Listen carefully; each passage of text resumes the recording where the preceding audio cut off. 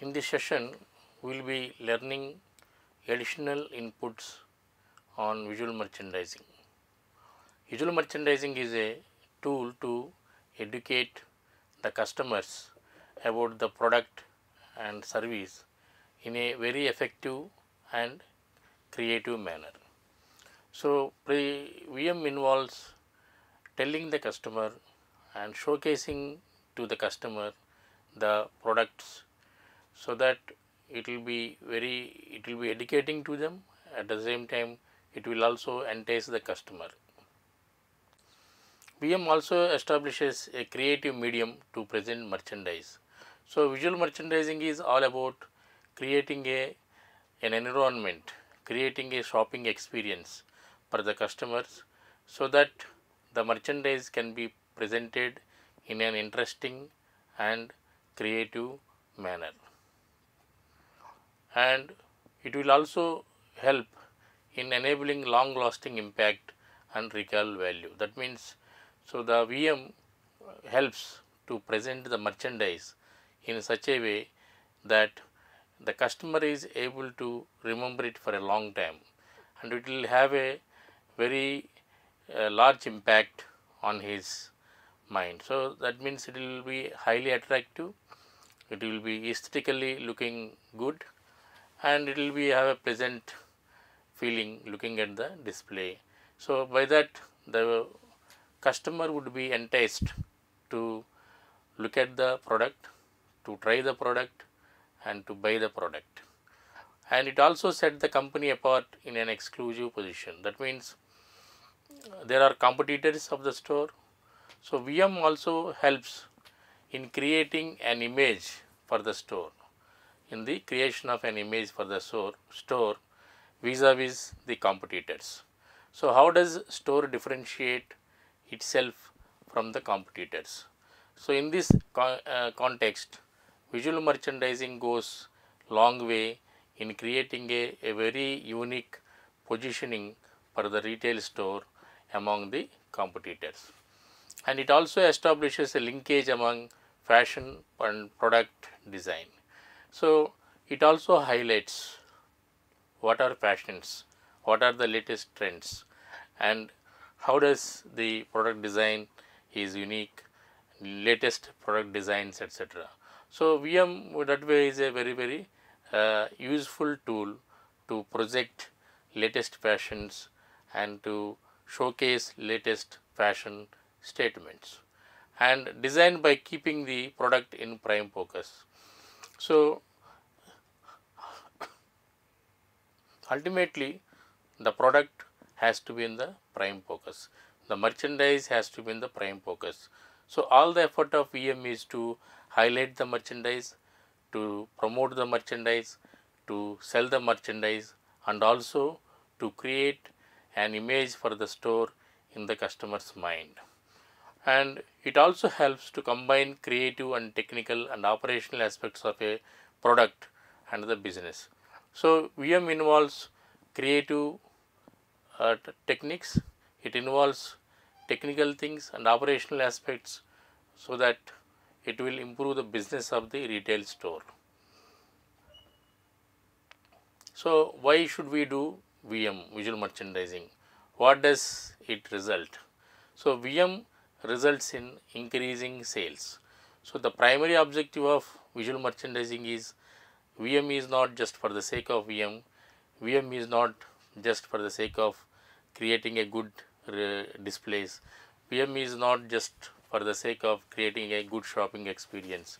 Apart from all these things are there only to help store to increase the sales.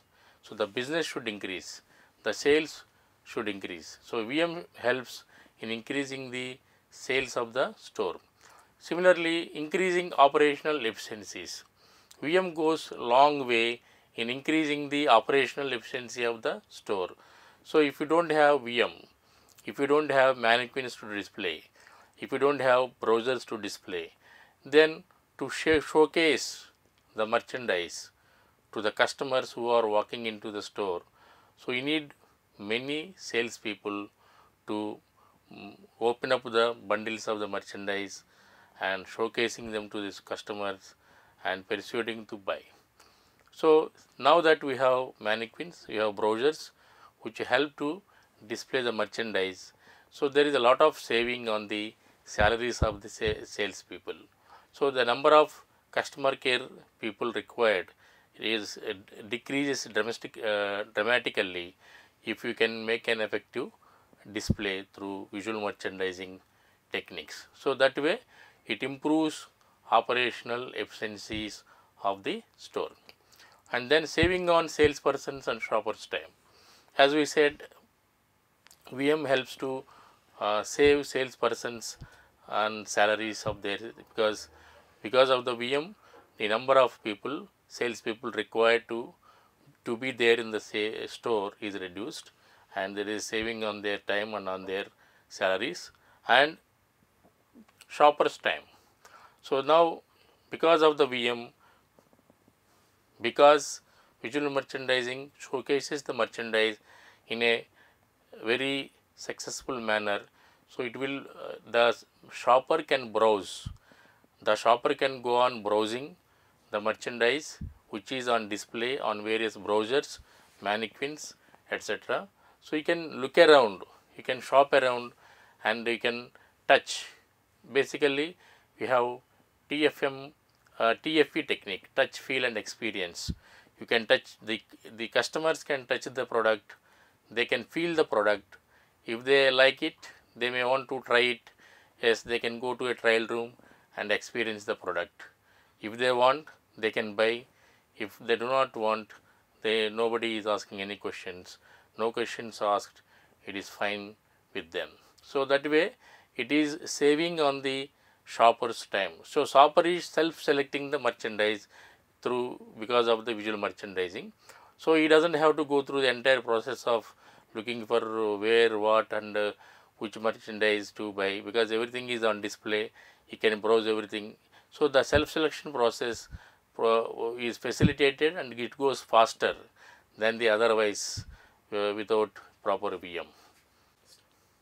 So VM that way is a silent salesperson. That means VM, a proper VM in the store windows, a proper VM in the inside the store, it will highlight the merchandise, it will attract the customer, and it will entice the customer to buy the product. Basically VM should help the store first to make walking by people into walking in, so attract them into the store. So thereby it should encourage increase the footfalls to the store, increase of footfalls. Then once the customer is inside the store, he should be persuaded to buy the product. So basically there should be a purchase process, sale process should happen. So the display of the merchandise inside the store would entice the customer, and ultimately it will persuade customer to buy the products. So that way it is increasing the conversions, from footfalls increasing the conversions. And because of the proper display and cross merchandising, etc., the sales volume would also increase. That means the customers who have come to buy a particular product may also end up buying a complementary product that goes along with the product because of a proper visual display and display of the complete fashion statement. So they may be encouraged to buy other merchandise also that goes along the main merchandise that they wanted to buy. So that means it is increasing the transaction value of the customers.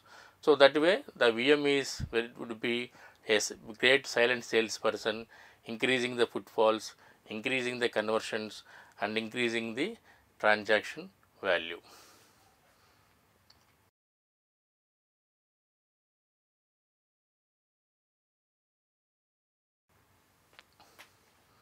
So what would be the significance of a display in the store? So the significance of the display is to make the shopping experience more comfortable, more convenient, and more customer friendly. That means it should be comfortable. That means the customer is comfortably able to go around, see the merchandise. He is able to find out what he wants easily. He should be able to locate. So, all that will be facilitated by the display, signages, which are all part of the VM. So, it should be comfortable for him. He should be able to go around the store, shop around the store comfortably without there being any hurried manner, and he should be able to move through the store in a very convenient manner. So, without getting himself disturbed or without he disturbing others. So, it should be a very convenient process and customer friendly. So, whatever is there, it should be a customer friendly process. VM also makes it easier for the shopper to locate desired category and merchandise.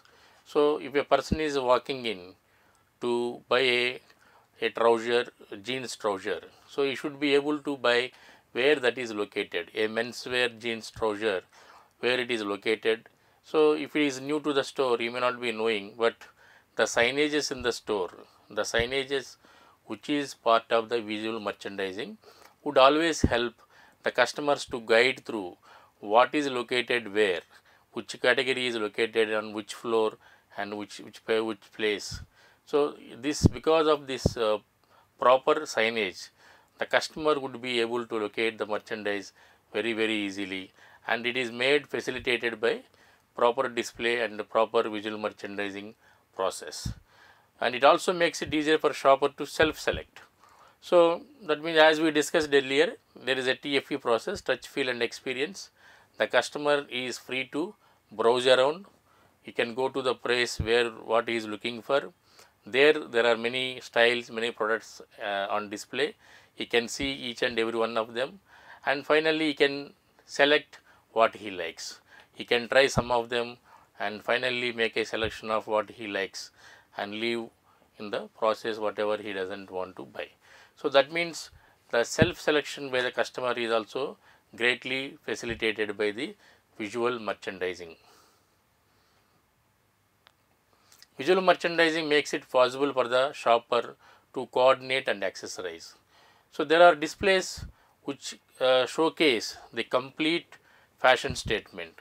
There are displays which display the merchandise along with a well coordinated display, which is along with the merchandise, accessories that go well with the merchandise are also displayed.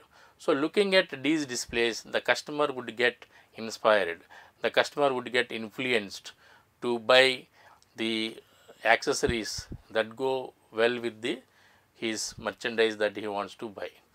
And visual merchandising also provides information on sizes, colors and prices. In visual merchandising is a great way to communicate to the customers. So, visual merchandising communicates to the customers through displays, through most importantly through signages. The signages will speak to the customer, it will talk about the product, it will talk about the price, it will talk about the promotions, it will talk about the product knowledge, it will talk about the customer policy, the customer service and other store policies, so on and so forth. So, that way visual merchandising is a great communicator, and it tells where it gives various information to the customers.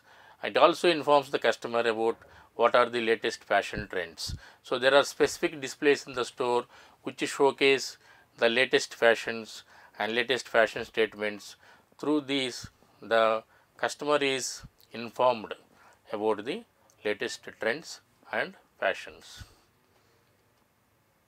Now, let us look at what are the qualities of a good visual merchandising display. First of all, a good visual merchandising display would be a simple one. So, many a times a very simple effective display makes large impact. So, a complicated display may only confuse the customer.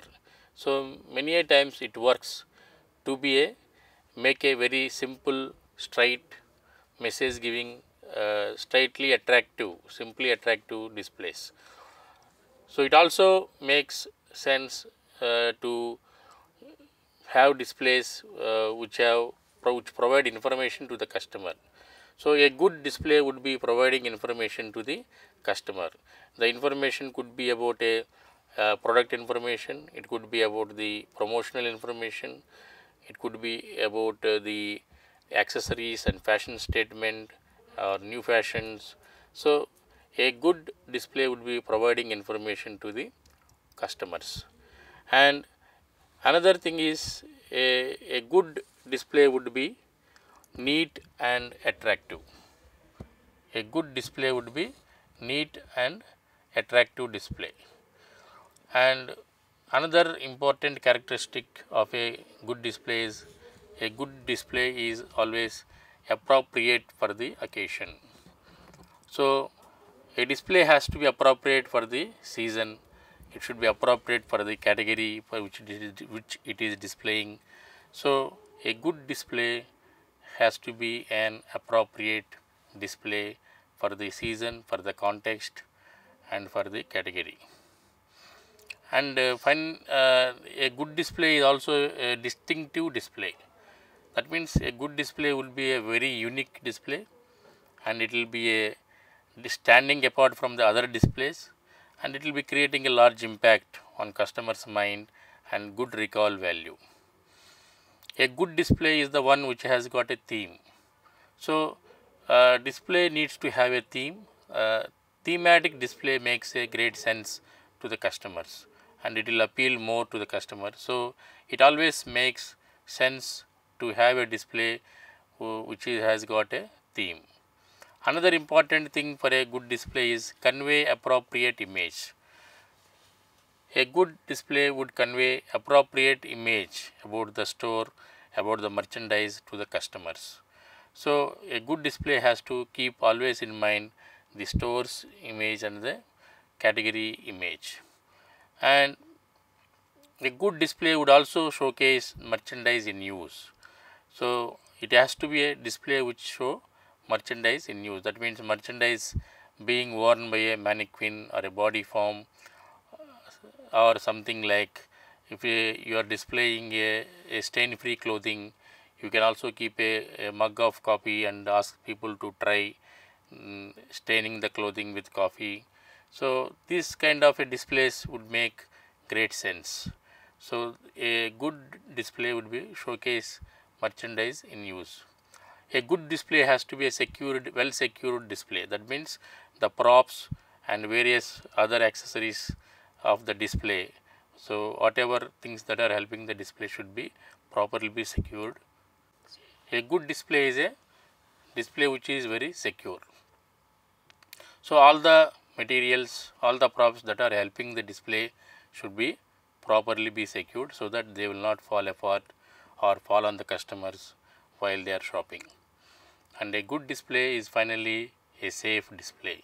It has to be safe for the customers, for the staff and everybody in the store. Now, let us look at what are the challenges for the visual merchandising. The challenges for visual merchandising include: one is budgets. So, stores may not have good amount of budgets. There is a shrinking budgets. So, the capability of stores to allocate good amount of budget is highly limited. So, how to create a good displays, how to create a aesthetically impactful displays within restricted budgets, that is a main challenge for for the visual merchandisers. So, the budgets are there, within budget you have to create a display. So, it is not that the visual merchandiser has got unlimited money to have displays created. Similarly, another challenge is rising costs of materials. So, the various materials that are required for the visual merchandising, the costs are increasing, while budgets are controlling, costs are increasing. So, that is doubling the challenge of visual merchandisers. So, you need to look at what is the investment going into the visual merchandising displays. So, the VM here is not just, it is only not a creative, but also there is a commercial purpose behind it. So, we need to look at, see that as an investment into the business, and what would be the return, how effective is the VM in increasing the store's business. So, that the investment vis-a-vis the effectiveness has to be seen always. Another important challenge is with the emerging retail boom in India. So, there is a lot of increase of organized and modern retailing in India. Along with that, there is a increased demand for the visual merchandiser, the talented and trained visual merchandisers. There is a shortage. So there is always a demand for trained and talented visual merchandisers. So availability of trained and talented visual merchandisers is again a major challenge. And another challenge is use of technology. So now a lot of technological advances are coming. There are LED displays, LCD displays. So different types of displays are coming to picture. How to utilize this technology in the store's visual merchandising, in the store display. So the merchandiser has to look at, the visual merchandiser has to look at how to incorporate technology, how to use the emerging technological changes in the visual merchandising, so that to make visual merchandising more technologically savvy and more better and enhanced VM experience to the customers. And ultimately, the main and major concern for visual merchandising and challenge is the creating a meaningful and creative content in the display. So ultimately, it boils down to how is the display. So how impactful is the display, how creative is the display, and how meaningful is the display for the context, for the merchandise category and all. So creating a meaningful and creative content is a major challenge for the visual merchandisers.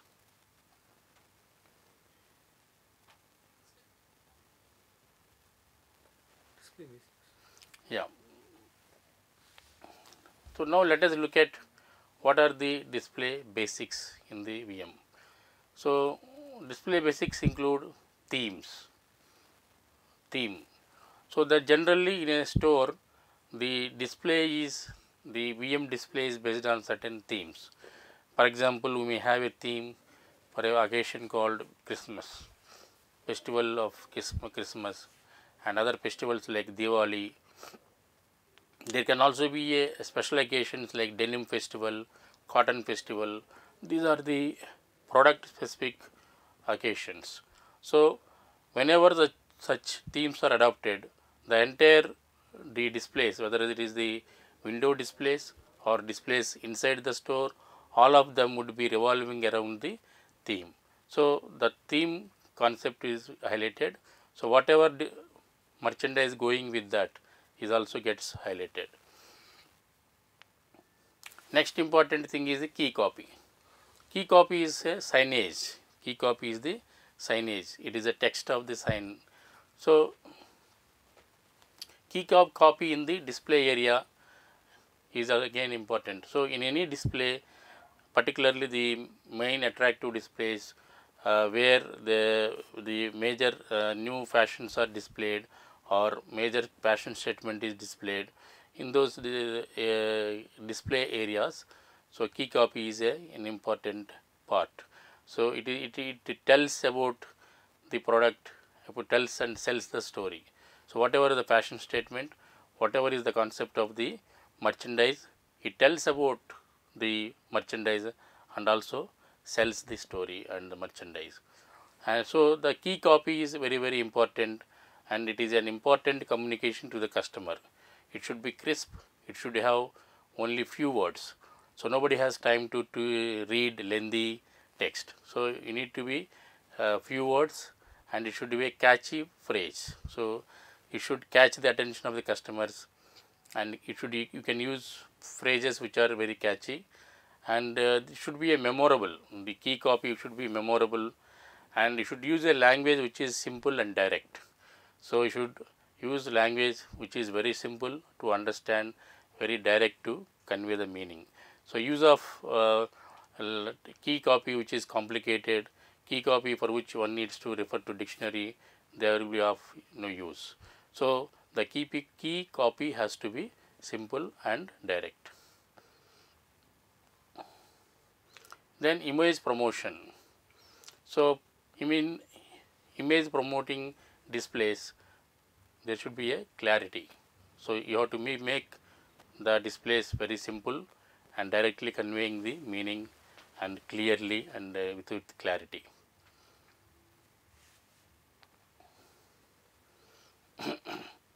So let us look at the exterior of South City Mall in the Kolkata. So this is the exteriors of South City Mall. So here the theme is Durga Puja. So the entire store is decked up, entire mall is decked up, and it is that all the displays are going around the theme called Durga Puja. So you can see the entrance cluster of the South City Mall, the Durga Puja. So that again goes with the concept of Durga Puja, the theme of Durga Puja. So other visuals from the mall which are also very clearly using the theme, that is Durga Puja. More visuals, even props in the South City Mall in Kolkata using Durga Puja theme. More visuals in the from the mall indicating the Durga Puja theme.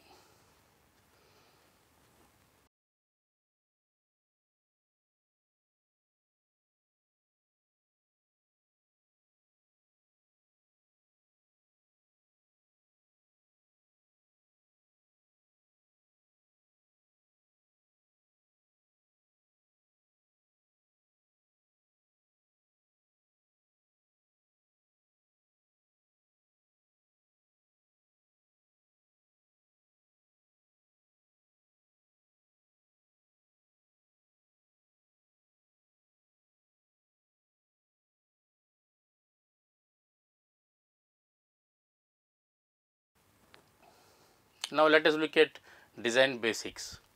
The elements of design are the building blocks that can be manipulated to create an effect. So in a visual merchandising display, the elements of design are frequently used. They form the basic tenets based on which the VM display can be done. So the principles of design are guidelines that can help you use elements effectively. The principles of design can be thought of as what we do to the elements of design. So it is like the elements of design, so that can be used in the visual merchandising display. So the design basics would be the elements of design can be thought of in terms of those things that make up the painting, drawing or a design. So it is all the elements that constitute any of the creative thing, like it can be a painting or it can be a drawing, it can be a design, etc. So the elements form the vocabulary of the design, while the principles of design constitute the broader structural aspects of its composition. Elements of design can be the following. One is point, line, form, shape and space, texture, color. Now let us see what is a point. Point is an element that has position. Point has a position but no extension in the space. So point is a particular point in the space and it has got no extension in the space. It is a single mark in space with precise but limited location. A point has got a precise but limited location and it has got no extension into the space. Alone, a point can provide a powerful relation between negative and positive spaces. So a point can look at negative and positive spaces and the contrast. Yet when grouped with other points, when there are many points, when there is a grouping of points, the brain compulsively connects. The brain has the attitude to compulsively connect all these points which are together, and it is true to the Gestalt grouping principle of closure. So there is a Gestalt principle which says that the mind automatically connects the points which are nearby, and so it is grouping principle of closure. A line or a form is the natural result of a multiple points in space. So when these multiple points in the space are connected, you get either form or shape. Then comes line. A line is an element characterized by both length and direction. So, line can have both direction and length. Lines create form. They are often used to convey a specific kind of feeling or point to an important feature in a design. So, lines are different lines create different kinds of feelings, and they can even point to an important feature in the design. Lines are also used to create perspective. They can also be used to create dominant directional lines. So, these can be adopted to create a sense of continuance in a composition. In addition, lines that are grouped together often create a sense of value, density and texture. So, when the lines are grouped together, they can create a sense of the value, some density and also some textural aspects. It is enormously useful and versatile graphic device that is made to function in both visual and verbal ways. So, lines are that way very important in the display. They form an important design aspect of the display. It can act as a symbolic language. The lines can also act as a symbolic language, and it can also communicate. They can communicate emotion through its character and direction. So, further characteristics of a line are: one is width. Based on the width of the line, a line can be a thick one, a line can be a thin one, a line can be a tapering line, or a line can also be a uneven line, thick line, thin line, tapering and uneven. So, different types of lines are possible with respect to the width. Similarly, with respect to length, you can have lines which are long, and there are lines which are short, and there are lines which are continuous, and there are lines which are broken. So, on a parameter called length, we can classify lines as long lines and short lines, continuous lines, broken lines. Similarly, based on the direction, also we can have a types of lines. So, based on the direction, there are horizontal lines and vertical lines. Then there are diagonal lines. There can also be a curving lines, and there are perpendicular lines. There are lines which are oblique. There are lines which are parallel. There are lines which are radial and zigzag.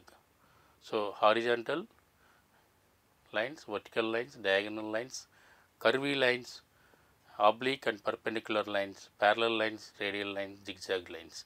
These are the different types of lines based on the direction. And then based on the focus, there are lines which are sharp, and they can also be lines which are blurry. There are lines which are fuzzy, and there are lines which are choppy.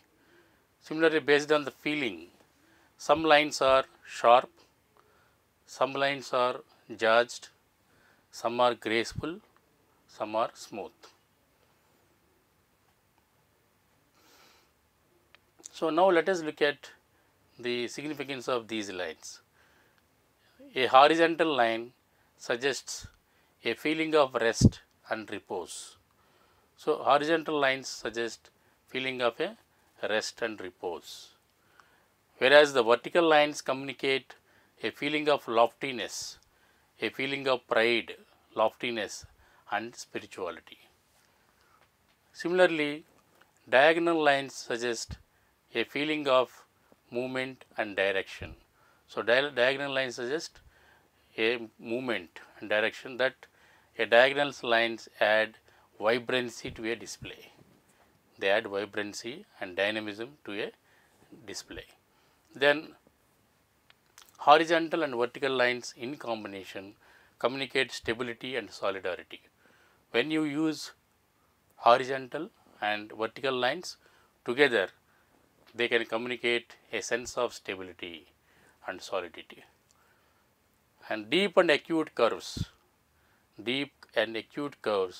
on the other hand, suggest confusion, turbulence, even frenzy, as in the violence of the waves in a storm. So now let us look the display. If you look at this display, you can see that there is a horizontal line in the form of a prop. There is a vertical line, one mannequin which is standing. There is one mannequin which is laying down. So that is a diagonal line.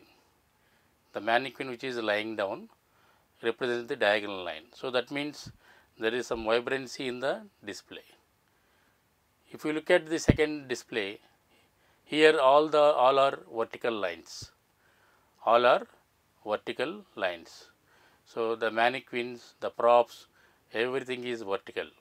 So there is too much of verticality and there is too much of loftiness and pride in this display.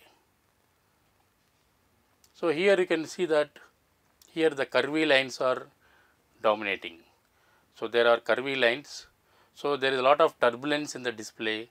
There is a lot of confusion and turbulence in the display because of the dominance of the curvy lines in the display. Here also you can see a lot of verticality. There are too many vertical elements in the form of mannequins, in the form of props and the background. And there is one mannequin which is sitting on in a sitting posture. So, but it is slightly on a diagonal line. So that adds some amount of dynamism to the display.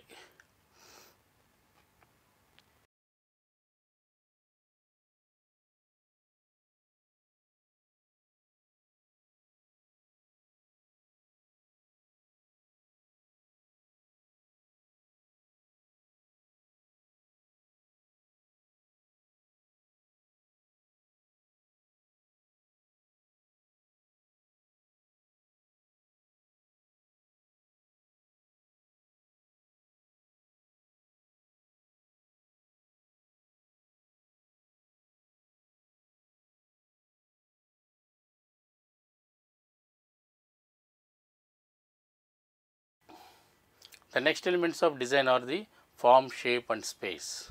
Form, space and shape. The simplest definition of a shape is a closed contour. A shape is nothing but a closed contour, an element defined by its perimeter. So shape is a closed contour defined by its perimeter. The three basic shapes are circle, rectangle and triangle. So circle, rectangle and triangle, these are the three basic shapes. All other shapes you can derive from by modifying these basic shapes. Form is the shape and structure of a dimensional element. Form is a shape and structure of a dimensional element within a given composition. Form can be both two-dimensional, it can also be a three-dimensional. So forms can be two-dimensional forms can be there and three-dimensional forms are also there. In terms of the terms form and shape are often used synonymously. That means the words form and shape are many a times used synonymously. Then comes texture. Texture is the surface quality of an object. Texture is a surface quality of an object. It refers to the smoothness or roughness of an object. How is the surface of an element, whether it is smooth, whether it is rough. So that is called the textural element. So now in this display you can see the use of textural element. In the background you can see that there are a lot of textures used. So the textures are very creatively used in this display and the display is very impactful because of the textural elements. Here again you can see the empty bottles which are used create a very nice textural element, textural background to the display, and the display is very creative using these bottles, and it is creating a wonderful textural element background for the display. The next comes the color. Color is we have primary colors, the three basic pigment colors for which from which all other colors are derived. These colors that cannot be created by mixing others, so they are called primary colors. So the primary colors are red, blue and yellow. These are the primary colors. So then comes the secondary colors. The secondary colors are obtained by mixing two primary colors in equal proportion. So when you mix two primary colors in equal proportion, you get secondary colors. They are orange, green, violet or purple. Orange, green, violet or purple. Then we have tertiary colors obtained by mixing a primary with a secondary color, or unequal mixing of two primary colors also gets tertiary color. So this can be yellow orange, red purple, purple blue, blue green, yellow green, like that. So they are all tertiary colors. So in this display you can see color is a dominant element in the display.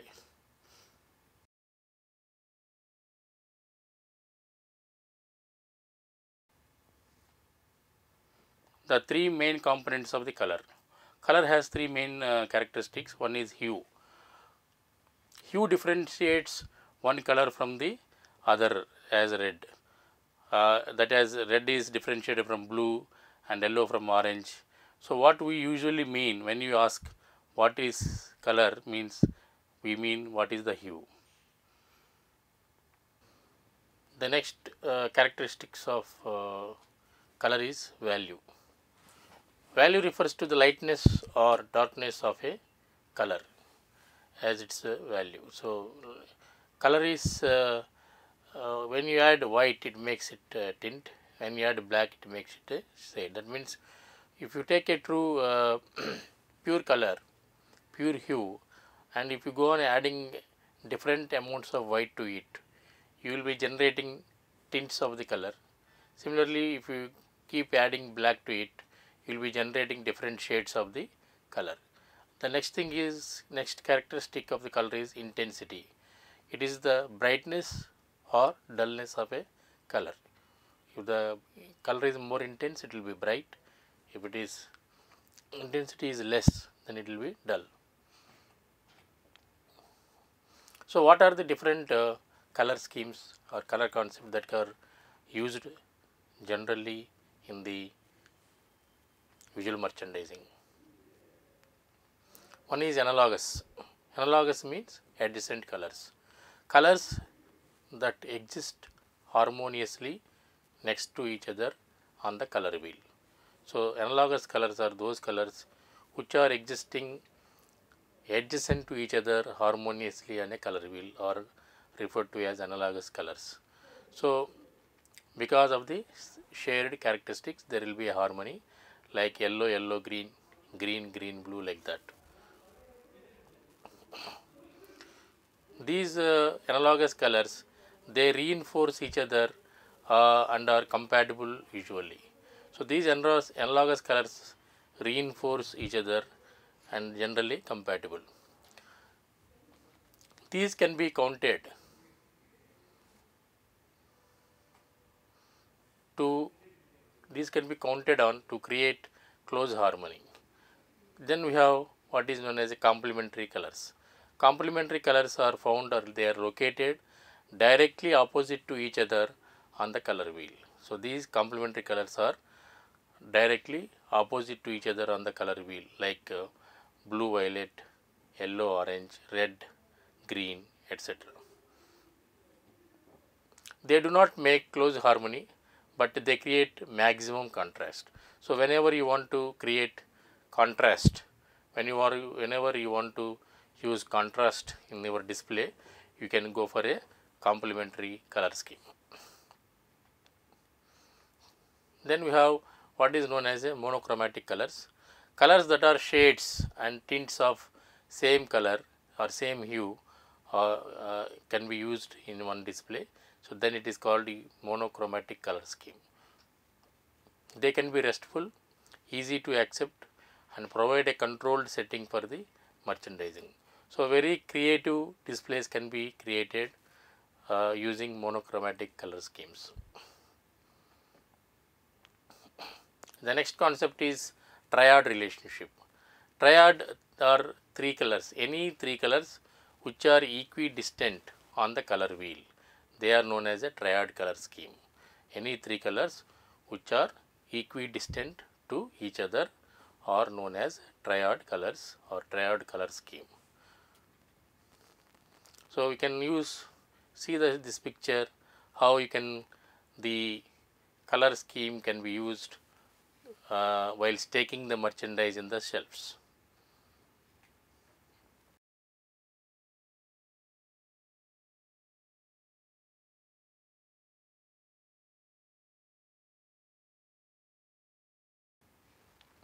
The another concept of colors is the warm colors. So red is supposed to be pure and hot color. Red is supposed to be a pure red is supposed to be a hot color. So as you keep adding yellow to red, you get different colors which are known as warm colors. So red, orange, yellow, like that, these colors are known as warm colors. So they are generated by adding yellow to red. These warm colors, they arouse and they stimulate. Then we have cool colors. Pure blue color is known as a cold color. So you get different cool colors by adding different amounts of yellow. You get cool colors. So you have blue, green, yellow, like that. So cool colors are calm and relaxed. They tend to recede. Similarly, you can also have a color scheme known as a neutral or achromatic color scheme. Neutral or achromatic means no chroma, no color. So they are devoid of color. So these are beige color, gray color, black color, white color. They are supposed to be the neutrals. They make a good background and allow the merchandise to have full impact. So these neutral and achromatic colors can be used as a background, good background colors. So you can see here how again a color scheme can be used, and you have a complete red color background, and you have the line of gold color, complete contrast, and you have the diamonds of white color highlighted. So it is a display of Cartier diamonds. So very impactful and very creative. Again, you can see in this display how the color is used as a dominant element in the display.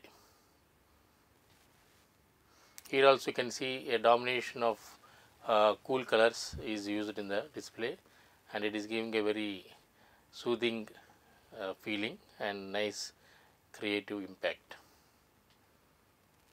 Here also cool colors are predominantly used, appropriate for the fresh merchandise that is there in the store. So here also we have the use of neutrals, complete neutral colors in the display. A very imaginative and creative and impactful display also can be created by just using the neutral color scheme. Again another almost neutral color scheme using whites, beige color, etc. So again another very nice display.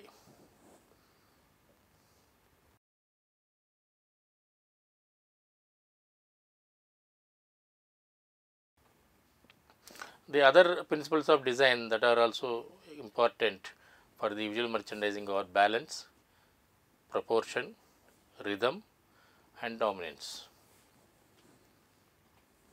So balance is an equilibrium that results from looking at the images and judging them against our idea of physical structure.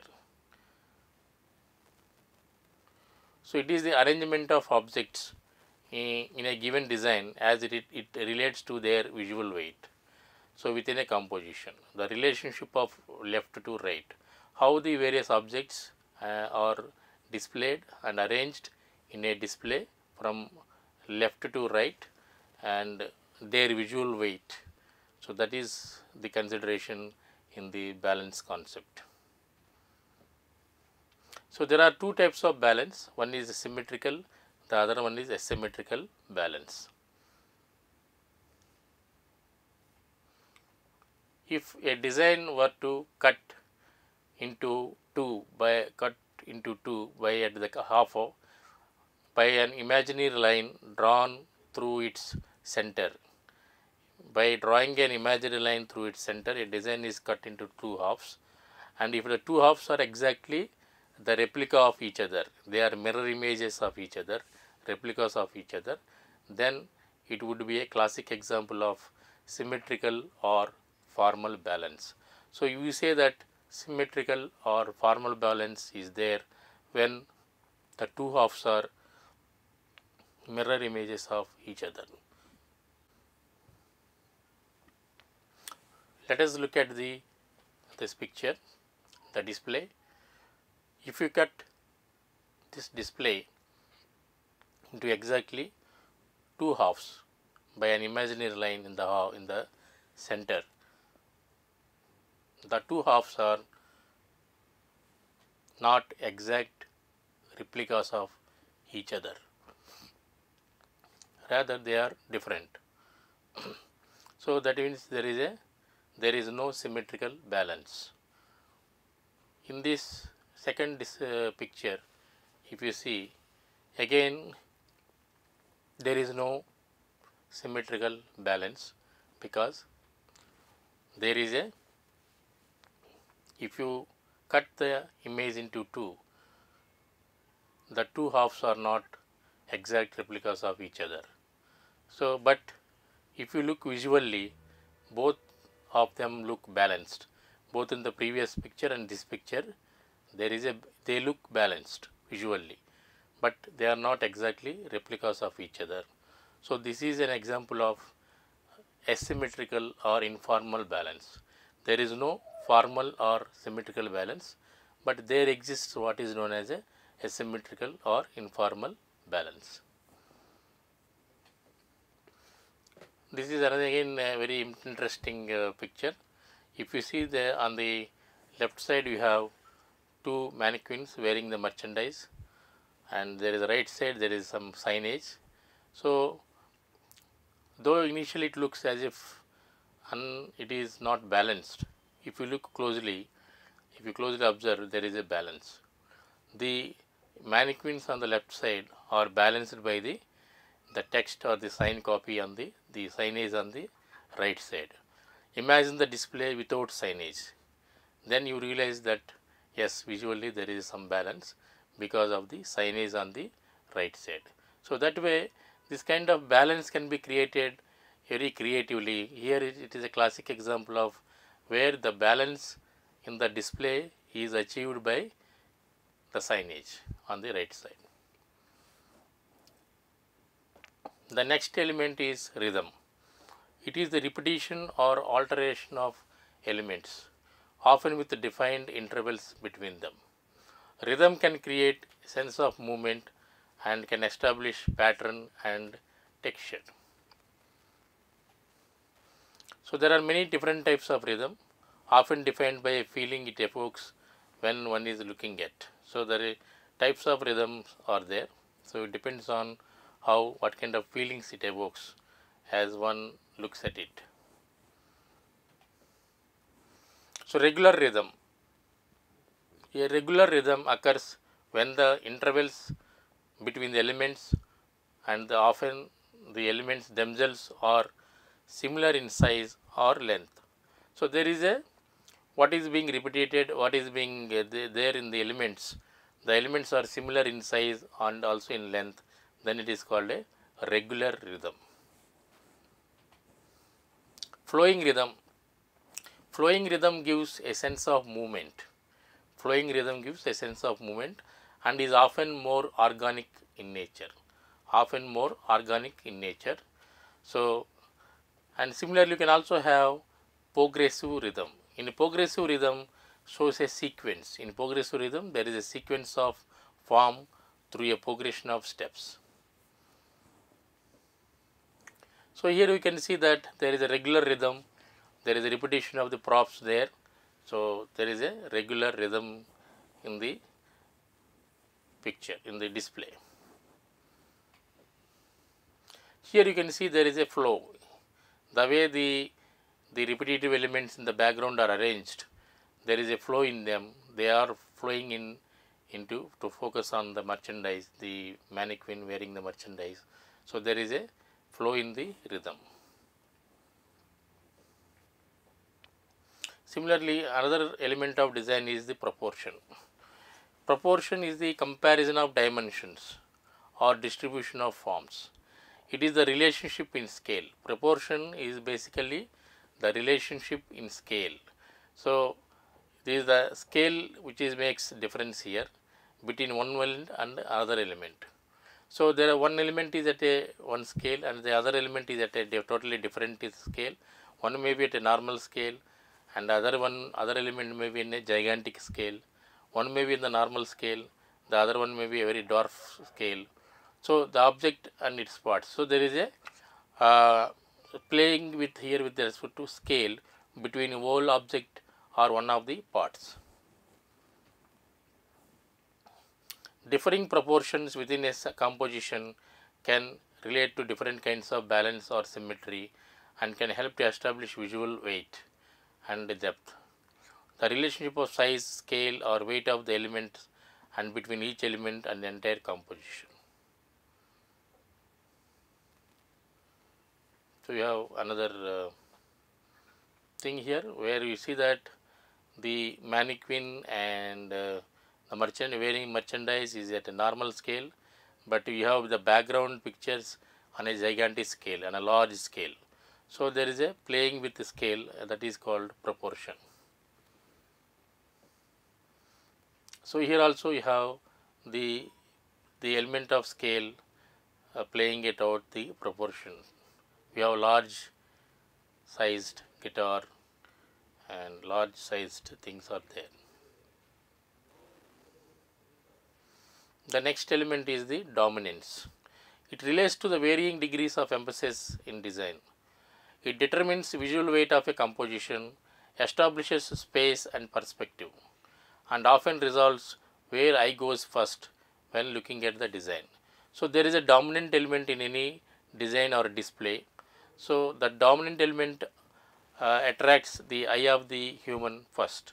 So, that is where the dominant element comes into picture. Dominance can be any way, like it can be by way of color, it can be by way of size, it can be by way of texture, etc. There are three stages of dominance. When it comes to domination, there is a three stages of dominance, each relating to the weight of a particular object in a composition. So, first is dominant element. The object given the most visual weight, the element of primary emphasis in a display. So, dominant element is the element of primary emphasis in a display that advances to the foreground in the composition. So, that is the dominant element. Then we have subdominant element. Subdominant element is the element of secondary emphasis. In the elements in the middle ground of the composition. So, they gain secondary attraction or secondary emphasis.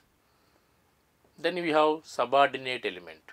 Subordinate element is object given least visual weight in the display. The object with the least visual weight in a display. The element of tertiary emphasis. It is an element of tertiary emphasis that recedes to the background of the composition. That means as we have dominant, subdominant, subordinate, three kinds of emphasis: primary emphasis, secondary emphasis and tertiary emphasis. So, here you can see that the mannequin wearing the merchandise immediately catches the attention. then you will give to the what is there in the background, catches the attention with the name of the brand. So then the tertiary emphasis would be on the other background of the display. Color blocking. They say people buy colors.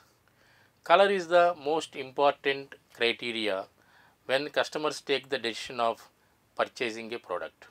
Whether to purchase a merchandise or not to purchase a merchandise, color plays an important role. So that is why there is a saying that people buy not necessarily the merchandise but the colors. Color is the biggest motivation for shopping. Color is the biggest motivation for shopping. So if you can see customers who are giving lot of emphasis on color. If a color is of most liking to the customer, he may slightly compromise on other aspects of fit, fabric quality and other things. If the color is not good, even if the other qualities are so good, he may not still pick up the product. So that is the kind of strength for the purchase that color gives. So color may immediately create a mood, because color is important, and each person may have a distinct reaction to a color. So the reaction to color, though there are some general feelings evoked by a particular color, individually also there may be differences on how every individual reacts to a certain colors. There are also cultural and regional differences in color preferences. So in the color preferences and color concepts, and there are always the cultural and the regional differences are always there. So for example, if you see in Western culture, black is the color of mourning, sad and all, whereas in Eastern culture it is the white, which is the color of mourning, which is color of sadness. And so so there is a contrast, completely different meaning and significance attached to colors in different culturals and regional places. So public taste in color changes sometimes dramatically over time. So the taste in the colors also is not a static one, it is a dynamic one. People's tastes and people's preferences with respect to colors keep changing over a period of time. So colors are also associated with human emotions.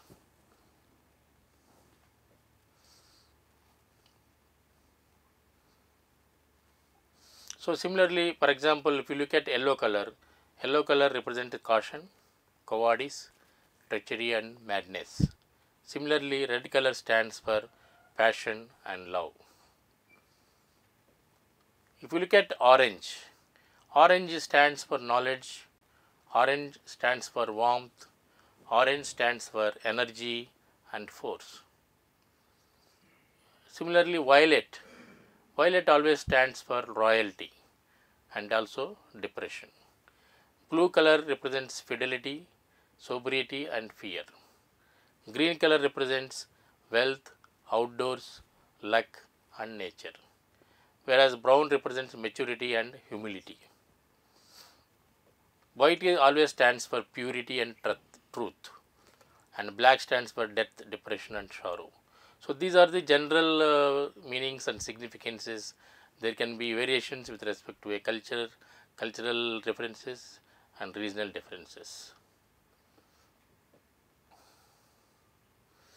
There are many approaches to color blocking.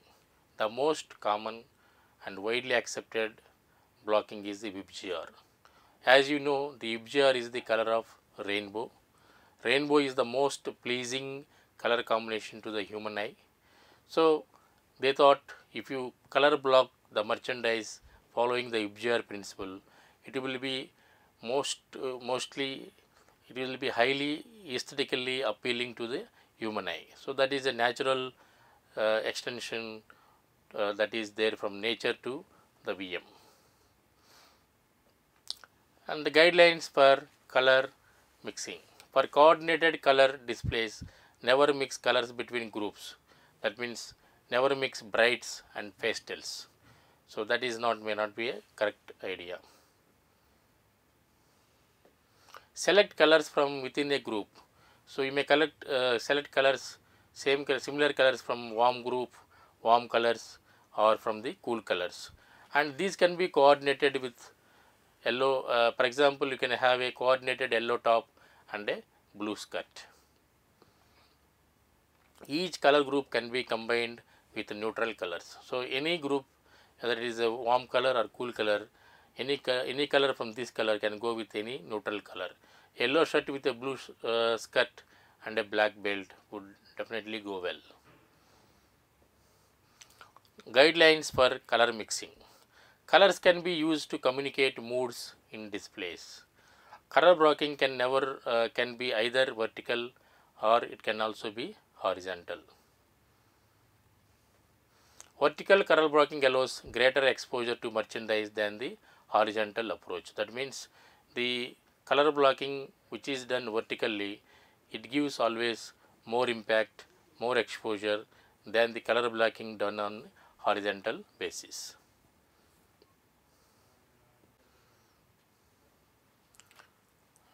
Before we look into the next topic, that is window displays, let us see what are the promotional displays and what are the institutional display. A promotional display can be a single item or a range of goods or any other type of display, but it focuses and concentrates on a particular concept, trend or item. And to put it simply, a promotional display promotes. It highlights, it promotes a merchandise or a product or a service. So a promotional display is basically to promote the merchandise. It can extend into all forms of communication. But whereas an institutional display promotes an idea, institutional display promotes an idea rather than an item or a product. The display presents the store as a worthwhile and interested member of the community. So the institutional displays are basically to project as a good corporate citizen, store as a good corporate citizen of the society. So there can be an institutional display to celebrate a Kargil Day. It can be an institutional display to celebrate Republic Day. So institutional displays that way are promoting they do not promote any item or product, but they promote an idea. So you can see the current display, which is a promotional display. Now what you see is a institutional display. It does not promote any merchandise, but it rather promotes an idea of some antiqueness. Now coming to the window display. Window display are an important part of visual merchandising. A window display of a store is like a visiting card of the store. So that way window display is of great importance. So let us look at various parts of the window. The first and foremost thing about window display is the window glass. Greatest challenge is the glare. So as far as window glass is concerned, the main challenge is glare or reflection. So in the window glass, which blinds shoppers from viewing the display. So this glare and reflection, it hinders the customers from seeing what is there inside the display. So there is a glare reflecting the light and other things, and there is a reflection. That means it shows what is there in the opposite side. It acts like a mirror rather than a glass. So these are the problems that commonly observed in case of a window display. So the solutions also there are many solutions tried. They involve tinted glass and angled sheets of glass, curved glass and deeply recessed windows. So tinted glass, angled sheets of glass, curved glass and deeply recessed windows. These are some of the solutions tried. But tinted glass affects the color of the merchandise. So once a glass is tinted, the color of merchandise which is displayed inside the window gets affected. So the true color cannot be seen by the customer because the glass is tinted. And angled sheets or curved glasses tend to heighten the reflection. So angled sheets and curved glass, the problem of glare is reduced, but the problem of reflection is increased. Deeply recessed windows are wastage of a prime space. If you are having windows which are deeply recessed, so that means you are losing some of the prime space, which is very expensive. So it is also not advisable to just leave prime space just like that. So the better solutions are, one is decorative awnings. So it is like a kind of a sheet providing shade to the before the window. So decorative awnings, the awning can be opened and it can be closed when it is not required. So you can use a decorative awning before the window. Other solution could be placement of merchandise farther away from the glass. So the merchandise and the display inside the window can be placed slightly inside, away from the glass. So then the visibility is increased. If the display is moved to inside from the glass at maintaining a distance of 5 to 6 feet inside, then the problems are reduced. Another thing is coat the display glass with a film, non-glare glass coating by 3M, companies like 3M, etc., using a anti-glare or non-glare coatings on the display glass. So you see this picture, that window display is not clearly visible because there is a lot of reflection. You can clearly see the building on the opposite of the store. So the buildings on the opposite of store are reflected clearly on the glass, window glass. So consequently, the visibility of the window display is greatly affected. Yeah, this is again another display. Here also you can see the problem. So there is a lot of reflection. The building opposite to the store is clearly reflected on the glass of the window. So the window display is not clearly visible here also. Floor of the window. Most window display floors are raised to 6 to 24 inches above the average. So that means the window floors are raised 6 to 24 inches above the average street level. This helps to dramatize the object as it forces the viewer to look up. So generally because of the height raised platform, people are forced to look up. So when they are looking up, it adds to the prestige of the display. So naturally, when you are looking up at something, it means the object at which you are looking up, it is at a prestige. It adds prestige to that object. And it can be viewed and glimpsed from over the heads of the stream of window shoppers. So if there is a crowd of crowd of shoppers watching the window display, everybody can see clearly because everybody has to see up. So nobody before him would be able to object. Any customer standing in front of other customer would not hinder the view because they have to see up, and it will not create any obstacle in the. So even if there is a group of customers, everybody can clearly see the window display because it is at a higher platform. Similarly, creating levels on the floor can be better display small articles. So there is also a trend to create different levels on the floor. The floor is laid at different levels to better display small articles like shoes, watches, cosmetics, handbags, etc. So in order to have a better display of smaller articles, you can have different levels raised from the floor. So that will help efficient and effective display of small merchandise articles like shoes, watches, cosmetics, handbags and other similar accessories. Use of platform or risers can help create group of articles or mannequins for greater visibility, separation and dramatic impact.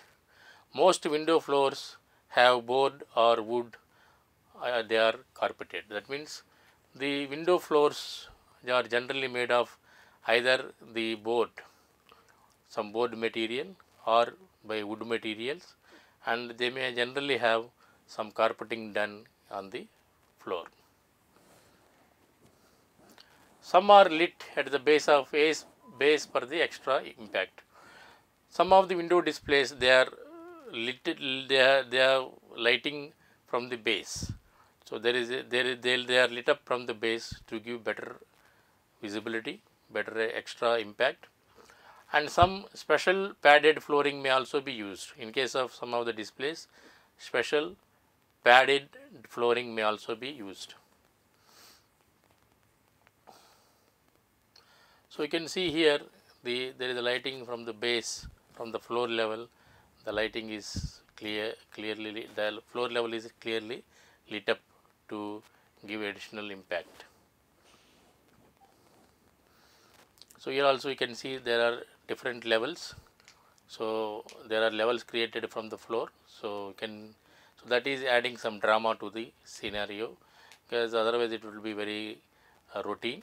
So because we have the raised levels, the mannequins are at a different levels. So it is giving quite a good impact on the viewers.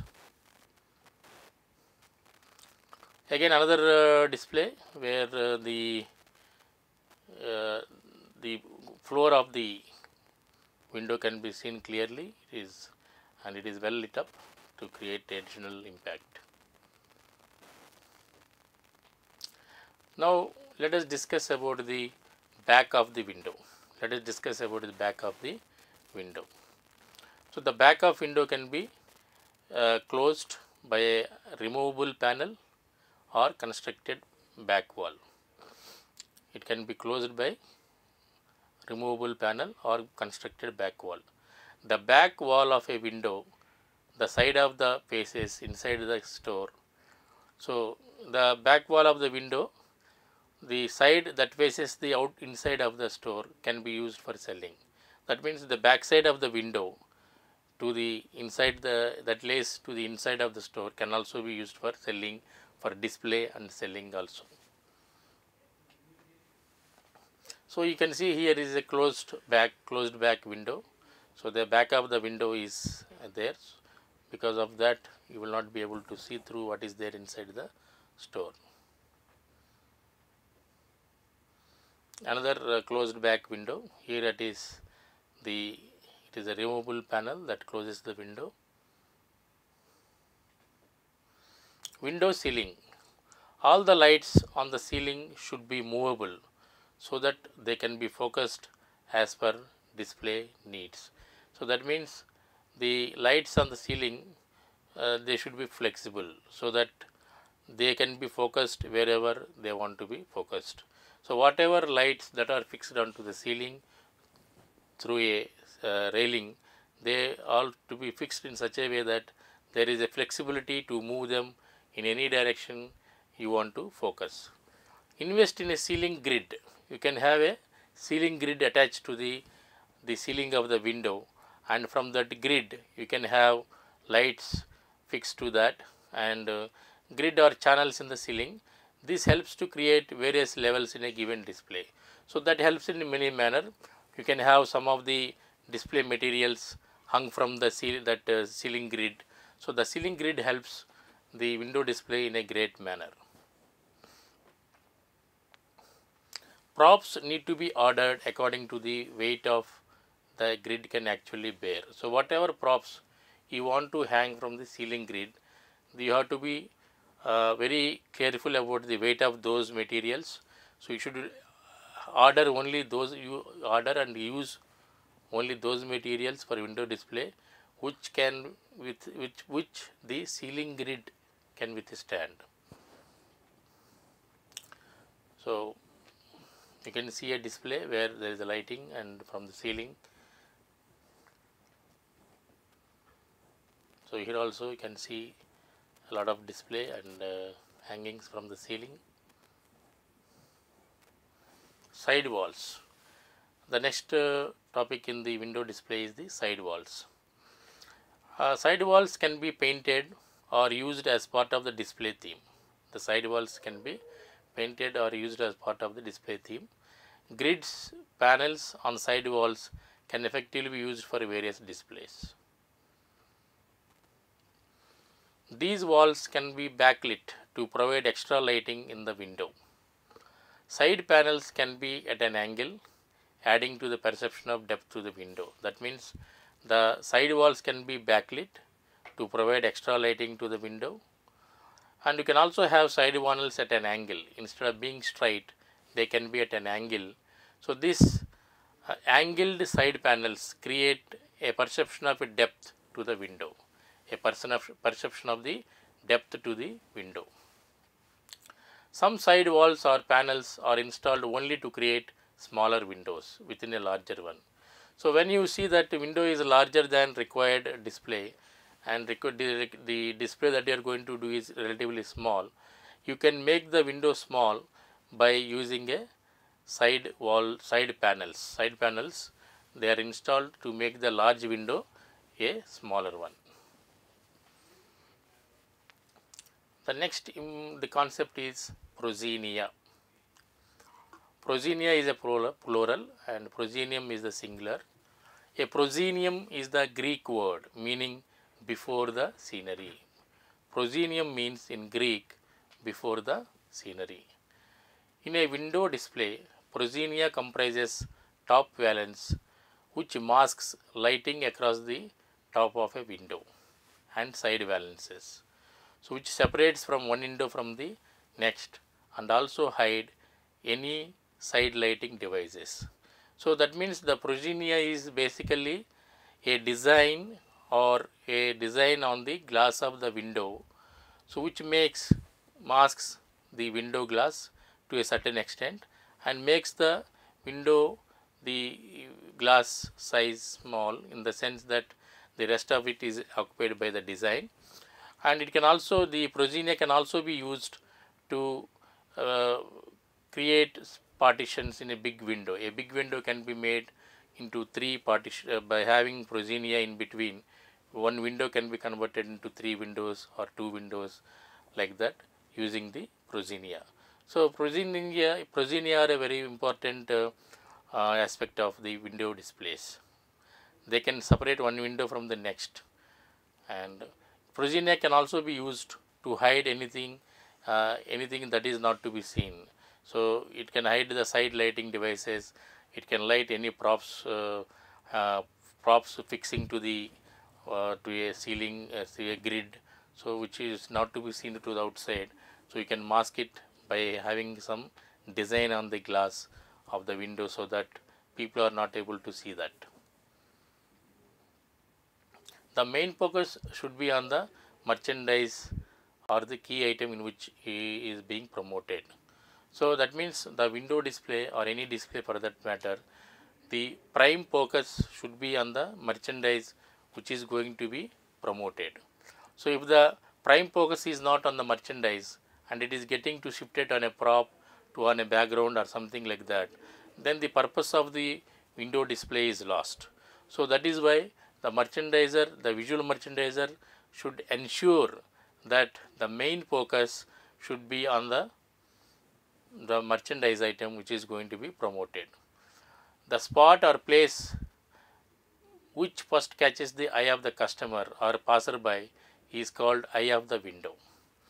The eye of the window is the prime focus point which first catches the attention of the customer. So this is usually created by focusing the light on the right spot. So the prime focus is created, or the eye of the window is created by focusing a spotlight on the merchandise that is to be highlighted.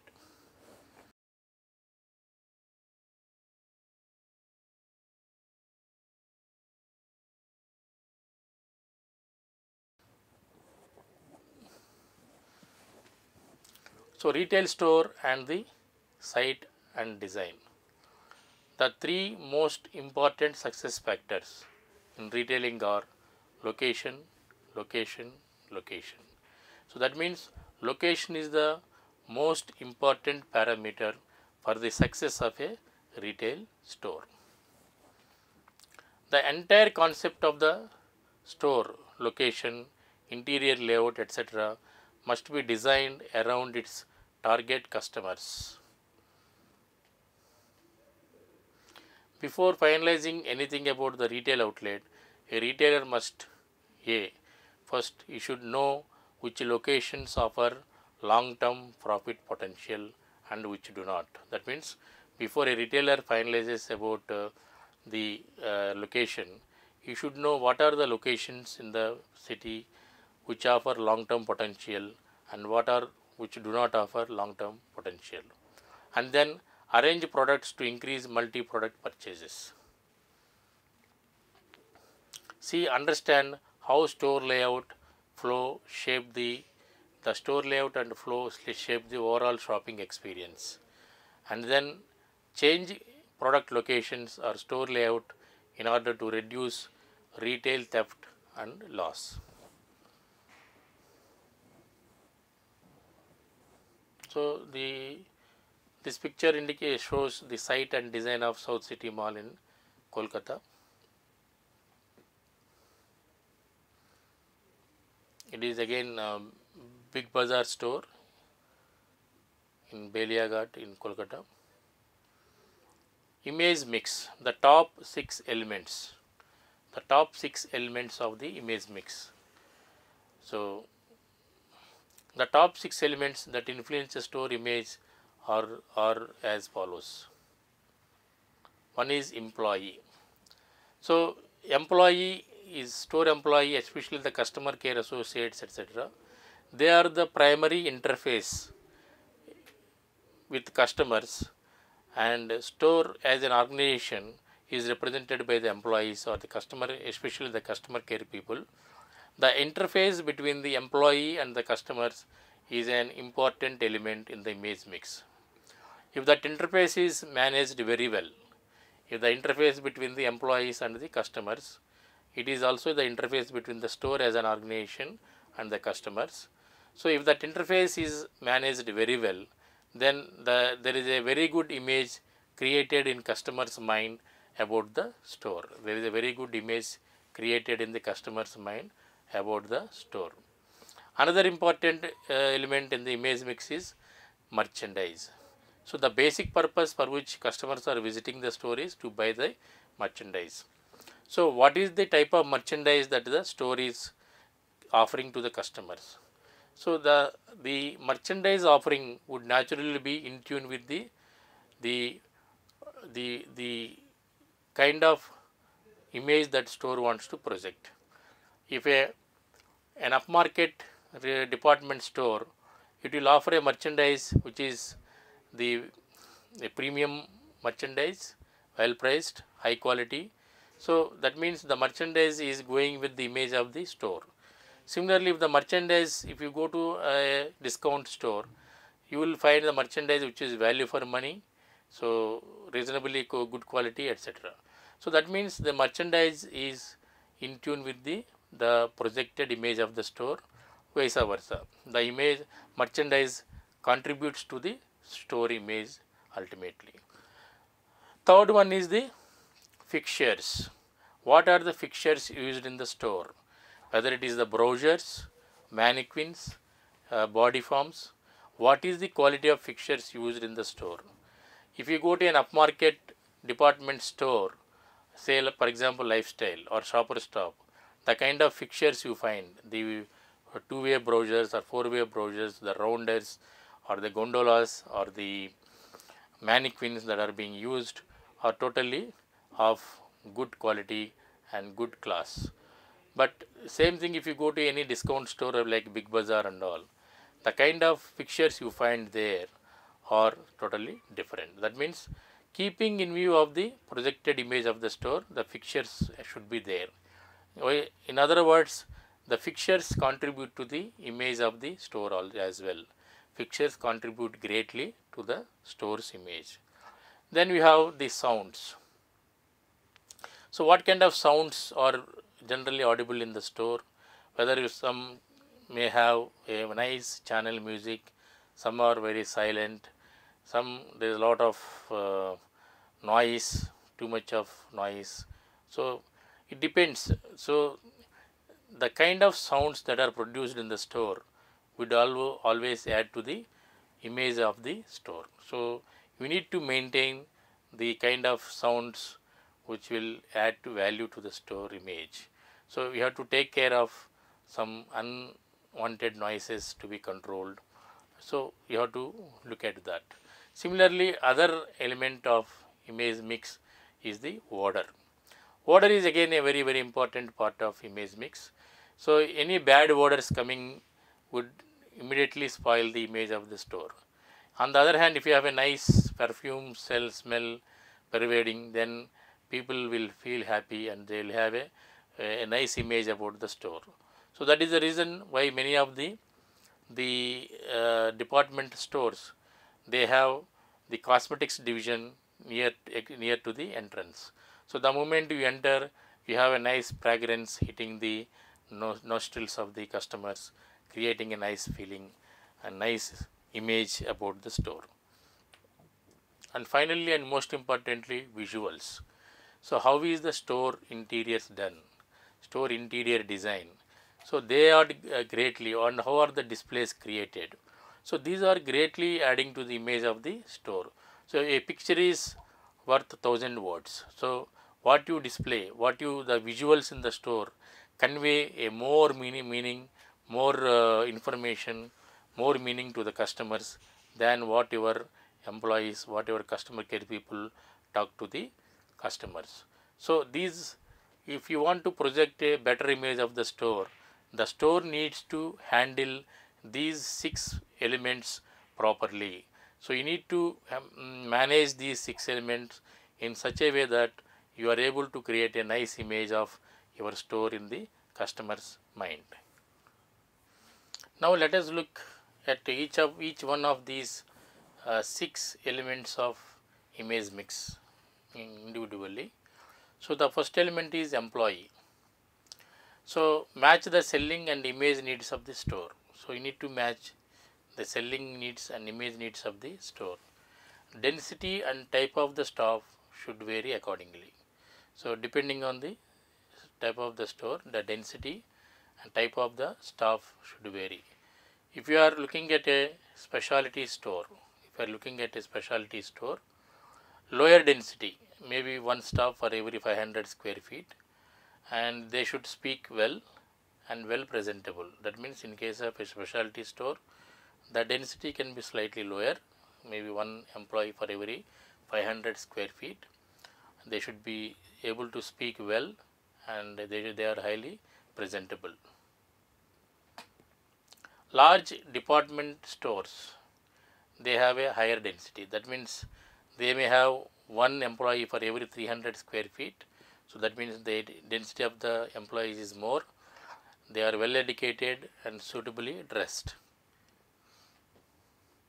The second element in the image mix is the merchandise. So if you look at a supermarket, it will have very dense, around 8,000 pieces or items for every 100 square feet.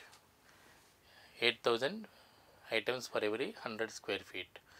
Large departmental stores, less dense. They may have around 750 pieces or items per 100 square feet. Exclusive stores for designer wear, still low density but higher margins. So we just see the South City Mall and the Gariahat market in Kolkata. So we have a mall, organized and modern practice of retail, and you have a traditional market, and you can see the comparison of the both. Similarly, the window displays, you can see how it is in the South City Mall, how it is in a traditional market. again one more visual comparing the window displays in a mall and also in a traditional stores in the Garyahat market. So you can see the lighting. So particularly the lighting aspects in the mall, stores in the mall and the stores in a traditional market. So you can again another comparison.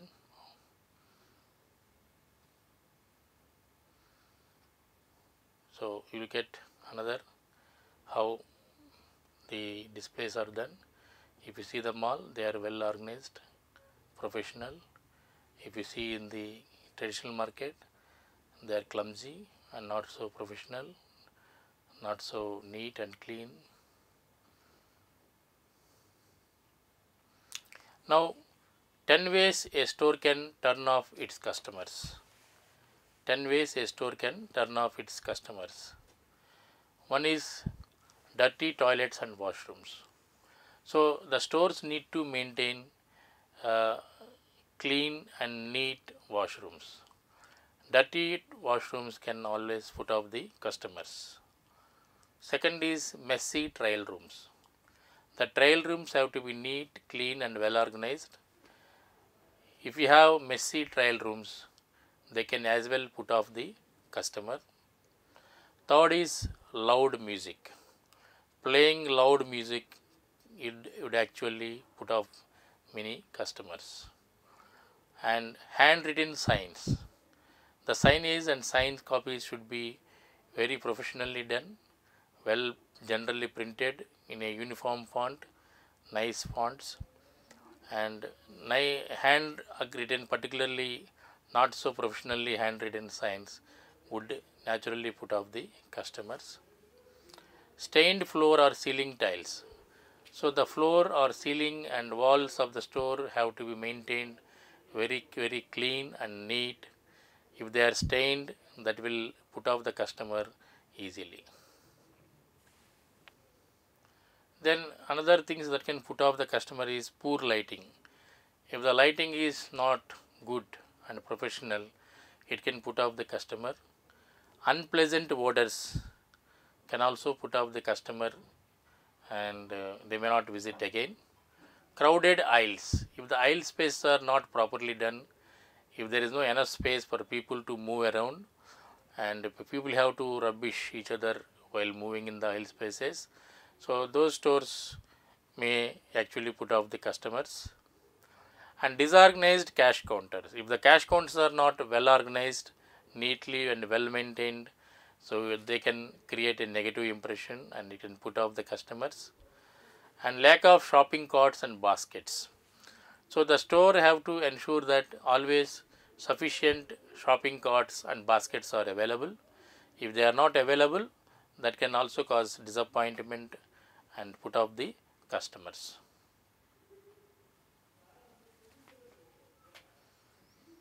So you can see in a traditional store where the merchandise is just folded and stuffed into the into the cupboards and hardly anything is visible. So it doesn't create any positive vibes. Yeah, you see how clumsy and the display, so that will definitely put off. So the next important topic in visual merchandising is planograms. So what is a planogram? Meaning and purpose of planogram. It is defined as the visual description, diagram or drawing of a store's layout. A planogram is defined as a visual description, diagram or drawing of a store's layout and includes the placement of a particular product and product categories. So it includes the placement of particular product and product categories. It is also referred as POG. A planogram is in short referred to as a POG. It allows for the planning and arrangement of merchandise on a given fixture configuration, so as to support sales through the proper placement of merchandise as per style, option, size, price point, etc. So it makes for a proper placement of merchandise as per the style, size, color and price point, etc. So the meaning and purpose of a planogram. Planogram not only present a flow chart for a particular merchandise department within a store layout, but also indicate where an item is located, on which aisle and on which shelf. So that means the planogram clearly gives what is to be displayed where and how. So that way anybody anytime can locate the merchandise precisely, exactly where it is to be displayed. A planogram should illustrate the number of facings allocated per each SKU, that is stock keeping unit. The planogram clearly mentions how many facings are allocated to a stock keeping unit. There is one software called Mockshop. There is a software called Mockshop, which is the best software available. For creating planograms using the software. So you can see here the planogram without wall segregation. It is a planogram without any wall segregations. Wall section is segregated. We have this planogram where wall sections are clearly segregated. So categories in each wall section. So what categories to be displayed in each of the wall sections is clearly denoted here in this planogram. So another planogram which is clearly indicating how the display is to be done, what is to be displayed where. So it is a very clear indication of the how the display has to be done, what merchandise to be displayed where and how everything is detailed. So wall elevations, the wall elevations with the cupboards, shelves to display the product. So here there is a clear description of what is to be displayed where, how many SKUs, everything is clearly detailed. And you see the displays in the wall elevations, they are all clearly well balanced. So more wall elevations, and there is the details below what is to be displayed where. So in the below description, what is going to be displayed is clearly indicated. Now benefits of a planogram. More effective visual merchandising and product placement that drives the sales. So planogram creates an opportunity for effective visual merchandising and product placement. So naturally this will drive the sales. Sales are driven by this kind of a process. It also enhances ease of selection by the customers. So the way the products are displayed, it enhances self-selection process by the customers and better buying strategies. It also enables better buying strategies by the buyer. And enhanced merchandise presentation in a neat and organized manner. So the planograms enable enhanced merchandise presentation in a neat and organized manner, and it can be pre-planned. Assigned selling potential to every square foot of the store space. So planograms would also enable to assign the selling potential, to clearly assign selling potential to each and every square foot of store space. So that means the store space is effectively utilized, and the utilization of the store space is also monitored, and what are the returns on that space is also monitored because of the planogram. customer satisfaction owing to the greater visual appeal. So, the planogram would also enable to create displays which are more appealing visually. And further benefits of a planogram: tightened inventory control. Planogram enables a tightened inventory control and reducing the out of stock merchandise situations. So, because of the planogram, it always ensures that the inventory control is tightly and monitored, and an out of stock situation is always avoided. Ease of product replenishment for the store staff. Replacing the product becomes easier because of the planograms. Enhanced product positioning. Planograms would also increase the positioning of the products or the merchandise. So, the merchandise positioning and product positioning is enhanced because of the planogram. Effective communication for staff produced displays. So, the communication process is enhanced. That means through planograms everybody understands what is to be displayed, where, so there is no confusion. Everybody, every employee, every staff member who is seeing at the planogram would clearly understand what item, what SKU to be displayed where, and absolutely there is no confusion. A planogram is a blueprint that virtually communicates how merchandise and props physically fit into a store fixture or a window, and to allow for proper visibility and price point options. That means, so a planogram is just like a blueprint. So, it creates a blueprint for the display. So, everybody can follow that to make a display which physically fits into a store fixture and or a window, and it allows proper visibility and price point options. The placement of merchandise which is to arrive in the store can also be planned.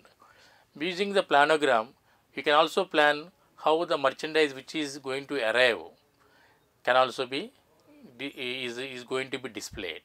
So, the display of the merchandise which is yet to come into the store's warehouse can also be planned using the planogram. So, that is the beauty of planogram. Balance in a planogram. It is important to ensure that the respective wall or the unit or the fixture is balanced before releasing the planogram. Generally, the planograms are prepared at a head office or corporate level, and they are released to the stores, and stores will religiously follow the planogram in their display. So, generally you have to, before a planogram is released, they have to ensure that there is a balance in the planogram. So, mirror image is the most commonly used way to balance a planogram. They can use the mirror image concept to balance the planogram. That means they may go by the formal balance or symmetrical balancing also. Then floor plan. In architecture and building engineering, it is a diagram. A floor plan is a diagram, usually drawn to the scale of the relationship between the rooms, spaces, and other physical features at one level of a structure. It is also called plan in architectural terms as opposed to elevation, which means how object will look when seen from a side. So, when you see from a side, so how the object look, that is called elevation. In architectural terms, it may be called plan. And when seen from a side or a cross section, there can also be a cross section where the building is shown cut along an axis to reveal the interior. So, when the building is cut along an axis, how the interior would look like, that is the cross section of the plan. So, the next topic is the merchandise presentation. The next topic is the merchandise presentation. Meaning of the merchandise presentation. Merchandise presentation refers to the most basic ways of presenting. merchandise in an orderly, understandable, easy to shop, find the product format. That means it is talking about presenting the merchandise in a way that in a very orderly manner, an understandable manner, and in a way which is easy to shop for the customers and easy to find the product for the customers. Such a way the merchandise has to be presented. So that is called merchandise presentation. Principles of merchandise presentation. Every category is different and has its own presentation norms. So you cannot have a same rules for all the categories, but there can be some generalizations. These norms depend on consumers' buying behavior, consumer type and type of merchandise, size of the merchandise, price points, etc. The process begins with the art of dividing a category into its subcategories and then subcategories and so on. That means you need to first categorize, then classify the category. So classification of category into subcategories, subcategories is very, very important. So you can see in the picture how the merchandise is presented. Points to consider for a good merchandise presentation. 1. Grouping items makes it easy to buy ensembles or related items.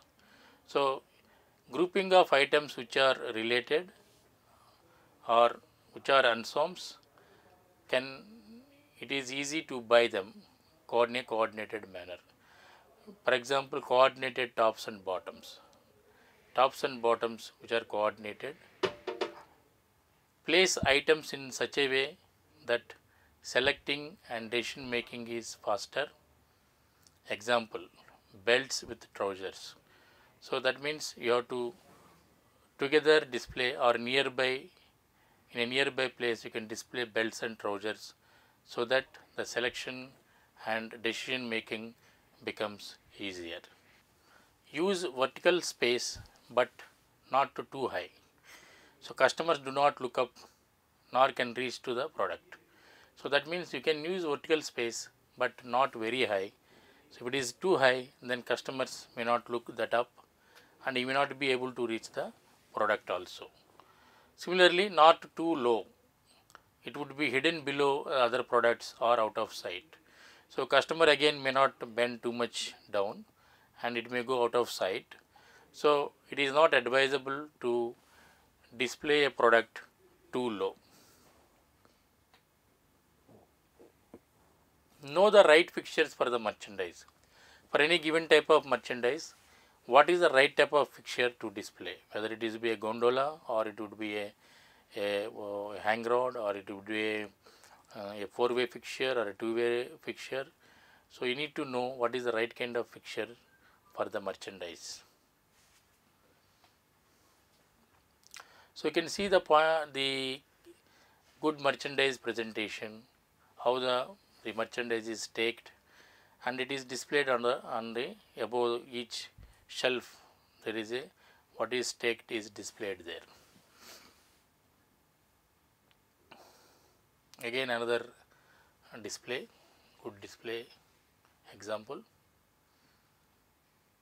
More displays. So you can see here also the related merchandise being displayed together. So further points to be considered. Place the featured merchandise face out and colors in capacity on the stakes or side out. That means you have to display the featured merchandise face out and then you stock the colors and sizes in capacity. You can stake them nearby in a shelves. Place merchandise in a way such that the range of styles is visible. That means in any given category, the particular product category, you have to display and place the merchandise in such a way that all the styles are visible. Example, shirts in vertical blocks, checks, solids, etc. Use vertical place. So you have, suppose you have different types of fabric designs in shirts, like checks are there, solids are there, stripes are there. So you can display all of them using a vertical space for different sizes and families of the same color. And finally, do not be scared to innovate. So you should never be scared to innovate. Any visual merchandiser can always innovate beyond all these rules. So one can go beyond and above all these things to make a creative display that can never be denied. So you can see here the featured merchandise is displayed on top on a hanger face out, and the quantity is staked below on the shelves and also on the hanger. So here also you can see that there is a merchandise face out displayed on the tops, and below the shelves the quantity is staked. Placement of merchandise. The placement of merchandise in respective areas allows customers to access most easy to shop format. So the placement of merchandise should be in such a way that the customers, for them it is easy to shop. Over a period, customers familiarize themselves with these areas and feel comfortable while shopping. So if you follow the same pattern, the regular customers who are visiting the store, they become familiar. So they can easily now know what is displayed where, what is to be found where. So it becomes easy and comfortable to shop. They return to the same store as it saves their time. So then they are very familiar with the store, so they can straight away go to the merchandise pickup without wasting time. So it saves their time, so they may come back again and again. Then fresh arrivals and trends. This type of new merchandise should only be placed on a 4-way and 2 ways and should be featured on the aisle with appropriate signage. So there should be featured on the somewhere in the display, and they should be staked. They should be also be available on the 4-way browsers or 2-way browsers with appropriate signage. New arrivals, etc. Merchandise can also be folded, masked out on nesting tables so as to make a dominant statement. So you can store the bulk of the new arrivals in the nesting tables, and for example the table displaying men's shirts should have accompanying bust, and the bust would highlight the items and the signage. So the face out of the product is displayed on a bust, and the bulk is staked in the nesting tables accompanying them. So you can see here, so the merchandise is displayed highlighted on the bust, and below that in the nesting table the merchandise is staked. Placement of merchandise, oddments and cut sizes. As sizes and styles sell down, as the selling season happens, they should be moved to the back of the department, presented on a 4 ways according to their categories. So as the merchandise season gets underway and the selling season happens, so some styles there will be oddments and cut sizes. That means the style is not available in all the sizes, only in some sizes they are left out. So some colors only available, not in all colors. So these should be moved to the back of the store. So they, according to their categories, they can be staked in a 4 ways, like cotton wear, skirts, tops, etc. Special offers. Special deals, discounts should always be housed at the back of the department. So any special deals should be at the back side of the department, Ideally, these should be placed on a round rack. So, whatever products which are on sale, whatever products which are on discounts can be at the back on a round racker and marked properly with a special offer sign. There should be a special offer sign marking that this is on offer. So, the customers who are always looking for some offers, they are ready to go any part of the store and to find them out. So, it does not matter even if you keep at the back of the department. If a round rack is not available, a 4-way could be used. The next thing is feature wall. Feature wall. This serves as a backdrop for the entire selling floor. The feature wall serves as a backdrop for the entire selling floor and should be considered as the prime visual and merchandise space. A feature wall is the most prime and visual and merchandise space in the store. General guidelines for merchandising. Fixtures in a department should be aligned in neat rows. Fixtures in a department should be aligned in neat rows from front to back, creating natural aisles. So, they should be arranged in such a way that natural aisles are created. If it consists of multiple brands, the department should be split into neat rows, clearly marking where one brand ends and other brand begins. So, if there are multiple brands in the department, so the area of each brand should be clearly demarcated. And fixtures in natural aisles. Fixtures in the natural aisles must have spacing of not less than 3 feet between them. That means aisle space should always be a minimum of 3 feet, so that people can walk through without rubbing each other. So, the minimum spacing required for aisle space is 3 feet wide. These aisles must have a minimum 3 feet in wide to offer customers a comfortable shopping experience. General guidelines for merchandising. Platforms and nesting tables must never be placed on the aisles. So, aisles should always be clear and they are strictly for the customers to walk around. Aisles are strictly customer areas. They are meant for customers to walk around, to browse to the merchandise. So, aisles should never be occupied by any browsers or any display systems. Platforms and nesting tables must always be neatly staked. As far as possible, they should be neatly staked.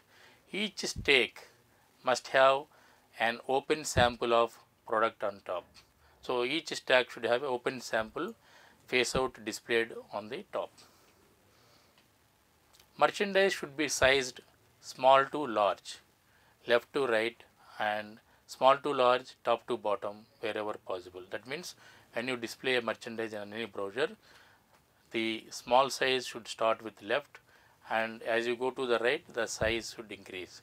Similarly, when you display from top to bottom, so the top should be small size and the sizes should increase to the bottom. Largest size is found in the bottom, smallest size found in the top.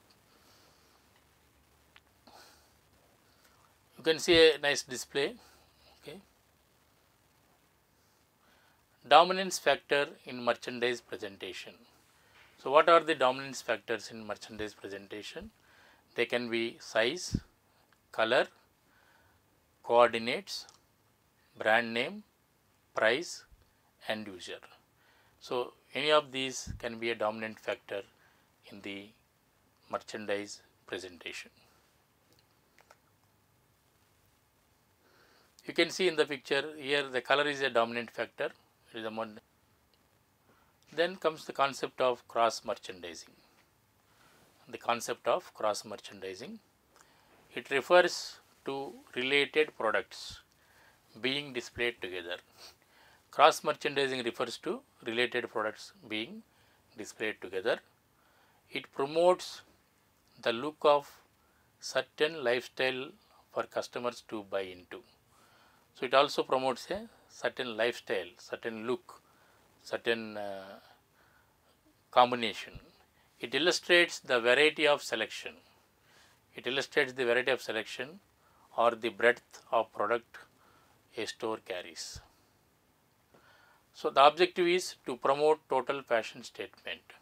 The objective of cross merchandising is to promote the total cross fashion statement.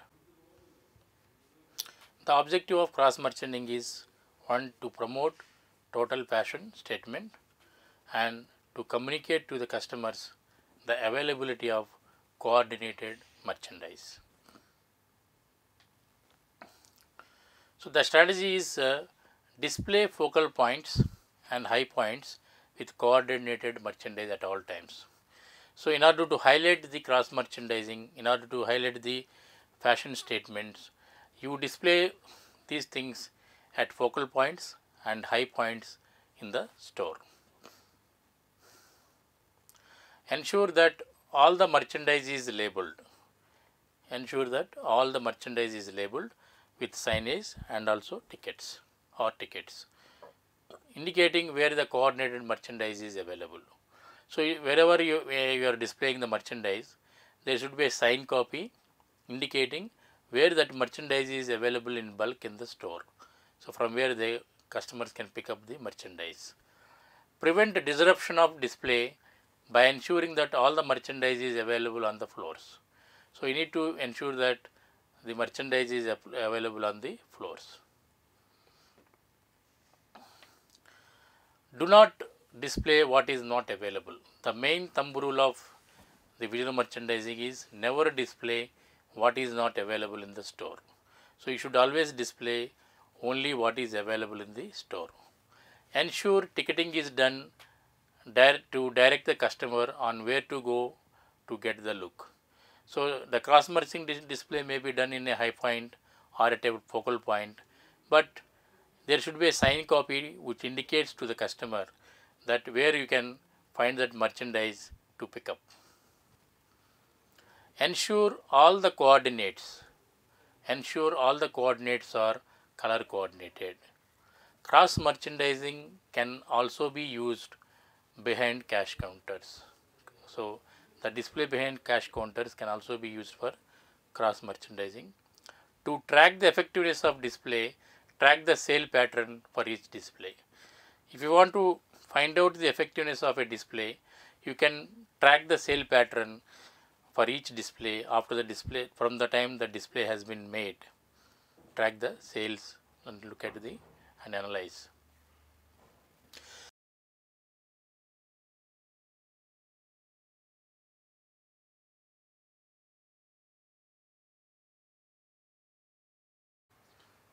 In this session, we will be learning some important additional inputs on visual merchandising. Visual merchandising is a tool to educate the customers about product and services. Now, let us look at handling mannequins. In that, let us first look at what are the different types of mannequins. The first type of mannequin is realistic mannequins. When you say realistic mannequins, it means that they have a real details. That means they have details which look like a more real details compared like human beings. So, that is why they are called realistic.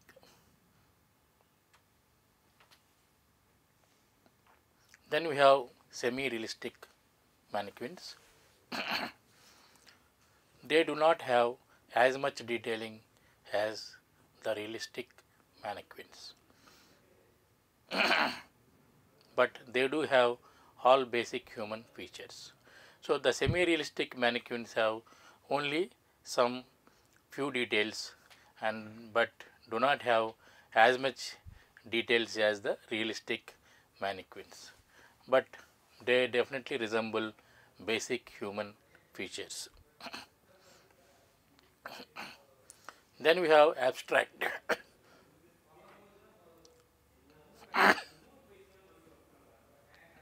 Then we have abstract mannequins. Mannequins that represent human body only in broad strokes. Overall, they have a general semblance to human body. They are more like robots. They look more like robots, and so these are called abstract mannequins. And then we have partial forms or dress forms. These are mannequin type bodices for fitted dresses. So they don't have complete human structure, but they only have body forms. So they are like bodices for fitted dresses. Then alternatives. Alternatives to mannequins in the display are hang rods. One is hang rods or fiberglass forms, often used to display merchandise. They do not distract a viewer from the merchandise. So you can look at in this display, the mannequins have complete details, look like human beings. So they are realistic mannequins. Realistic mannequins. If you look at the mannequins in this display, the details are not complete. They only have few details to resemble the human beings. So they are called semi-realistic mannequins. So now in this display, if you look at the mannequins are more like robots with a minimal strokes of human beings. So these are called abstract mannequins. Abstract mannequins. Another abstract mannequin. So here also the mannequin is more like a robot. It has only few strokes of a human elements. So it is called again abstract mannequin. Partial forms are dress forms. So you can see in this display the partial forms or dress forms or body forms are used for the display. They are also a good help in the display. Again another display showcasing the dress forms. So in this picture also what you can see is the body form or the dress form being used in the display. Now tips to handle mannequins. Always change the mannequin garments in the changing and trial room. So changing the garments on the mannequin should never be done within the store. So always the mannequin should be taken to the trial room or the changing room, and there only the change of merchandise can be done. Accessorize the display with right props and accessories. You can always use appropriate accessories that go with the merchandise when you are creating a display using a mannequins. Ensure the display garment is next to or near the display point. So it is good to ensure that whatever is being displayed on a mannequin, the merchandise is available near to the display in bulk. Arrange garments size wise and color wise on fixtures nearby. Ensure the availability of merchandise displayed on the mannequins. So you should always ensure the availability of whatever is displayed on the mannequins. If the merchandise is not available, never display the product. At all times, avoid lighting up the mannequin face. The focus light should always fall on the merchandise, not on the face of the mannequin. Chest lighting is preferred technique. So always see that the focus light is falling on the chest area of the mannequin, so that the higher merchandise being worn by the mannequin gets highlighted. It not only shows off the color but detailing of the garment. It highlights not only the color of the garment but the detailing of the garment also, and also softly illuminates the mannequin's face. So thereby, by illuminating the chest area, the merchandise is highlighted and also the face is illuminated softly. Outfit a mannequin the way customer would want to look, color coordinated and correct size. That means even if you are putting a merchandise on the mannequin, you should be careful to see that the merchandise is color coordinated and also you are putting the right size on the mannequin. Never put a large size or the tight fit to the mannequin. Appropriate fit should be ensured even when you are displaying on a mannequin. Outfit mannequins with only that merchandise which is stocked. So you have to ensure that even the size wise the merchandise is available in the stock. What is displayed in the mannequin should also be available in the stock. And remove or hide the price tags. Whenever you are putting merchandise on the mannequin, so a price tag hanging from the display looks ugly. So you need always to ensure that you remove the price tag or you hide the price tag when you are displaying a merchandise on the mannequin.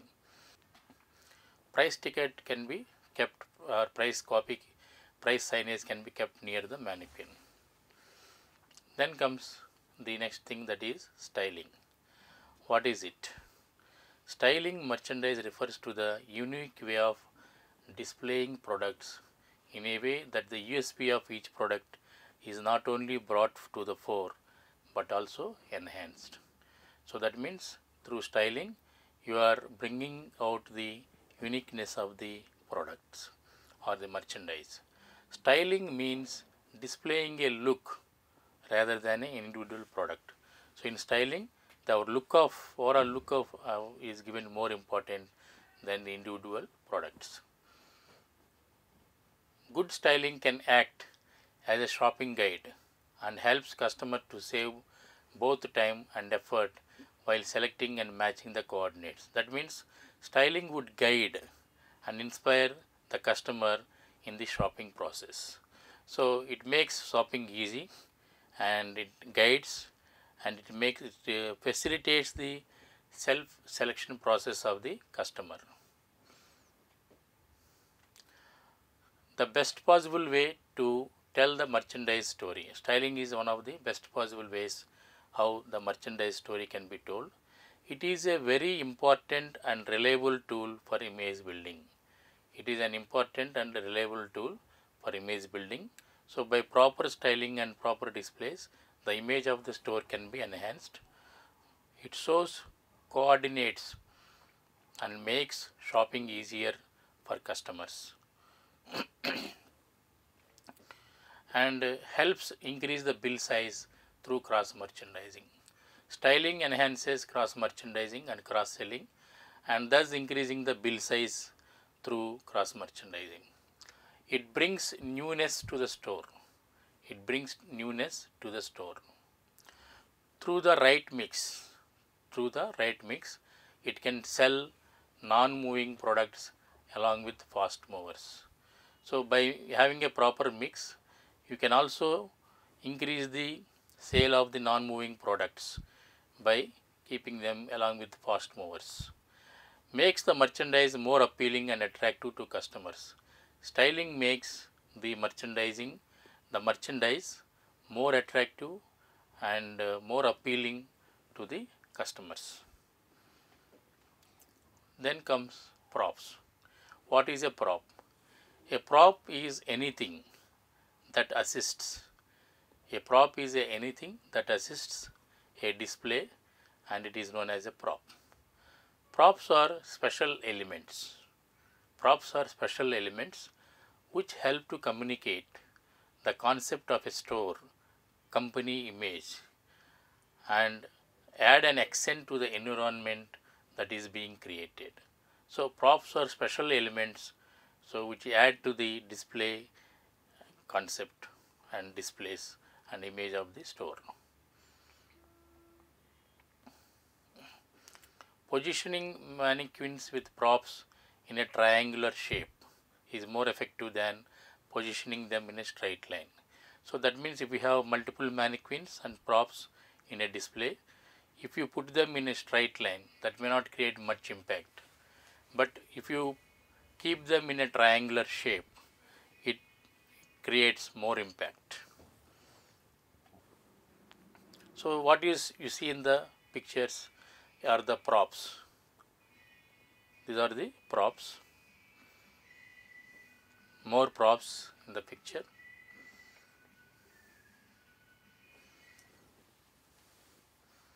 So you can see more props. We have a huge sized helmet which is being used as a prop.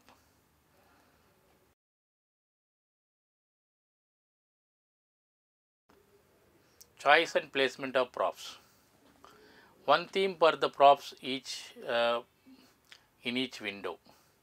Merchandise must be the focal point in the window display. So any display, merchandise has to be the focal point. Too many props distract both attention and communication. That means you have to use props just as per the requirement, as needed by the display. Using too many props in a display, it will only distract attention and it will only spoil the image and display. Usage is determined by the available resources and budgets. So what type of props, what kind of props to be used, it is also determined by the available budget and available resources. Should work with the design and concept of the store. Whatever props you are using, they should go with the design and concept of the store as well, such that they can be easily added and removed from the window. The size of the props and type of the props should be such that they can be easily put into the window and can be removed easily from the window. Very large props should be such that they can be dismantled and reassembled. So if you are using a very large sized props, so then those props should be in such manner that they can be dismantled and reassembled. So you can take them in a dismantled manner into the window, then you reassemble them in the window. After the window display is over, when you want to remove the display, you again dismantle and bring them out and reassemble, so that it becomes easy. Now let us look at some lighting elements. Primary and secondary. In lighting, basically there are two types, primary and secondary. Primary lighting is also known as ambient lighting. Primary lighting is also known as ambient lighting. It is the all over level of illumination of the area. It is a general all over illumination. Primary lighting is a general all over illumination, and mostly fluorescent lamps, fluorescent tubes can be used. Secondary or accent lighting. They create highlights. Secondary or accent lighting creates highlights, makes a product stand out. They make a product stand out. Incandescent light used. Generally for secondary light and accent lighting, incandescents are used. Color of the merchandise appears sharper. In incandescent light, color of the merchandise appears sharper, more brilliant. Textures are defined, textures are well defined, and details brought into the prominence. Details are brought into the prominence. And works best when surrounding area is low keyed or rather dim. So these accent lighting works better when surrounding area is low keyed or rather dim. So you can see a retail lighting elements where you can have accent, ambient, valence and perimeter lightings. So lighting, you can see that there is a general illumination and some accent lights are also visible.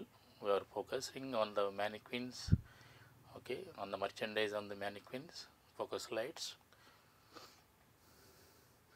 Again you can see here also the general illumination and some focus lights. So designing light has three main objectives. One is ambient lighting, second one is accent lighting, third is task lighting. Ambient lighting, accent lighting and task lighting. Designing the ambient lighting provides general illumination in an area. And accent lighting enhances and highlights the store or product features. Task lighting is directed at a specific surface or area to provide illumination for visual tasks. So, task lighting is directed to a specific surface or specific area to provide illumination for visual tasks.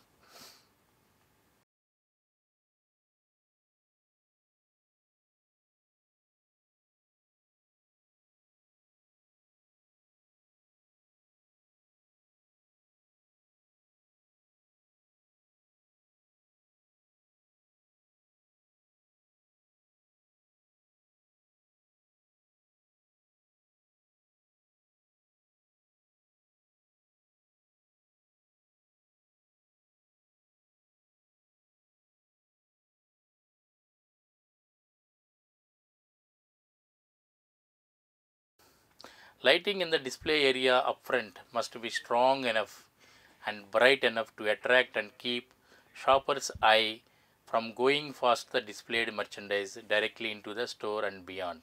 So, if the window is a open back window, you need to ensure that the focus of the onlookers, the focus of the shoppers is stayed on to the display in the window rather than getting into what is there in the store beyond the window. So, for that there should be a strong enough and bright enough lighting in the window. A string of fluorescent tubes can cause a flat, dull, dead chill over the colors of the garment displayed. That means the fluorescent tubes can only illuminate and they may be dull and dead, but they do not highlight the colors of the garment displayed. Only a few sharp spots should be used, focusing on the lights away from the glass directly onto the merchandise. So, we need to use few sharp spotlights, focusing the focus should be onto the merchandise away from the glass.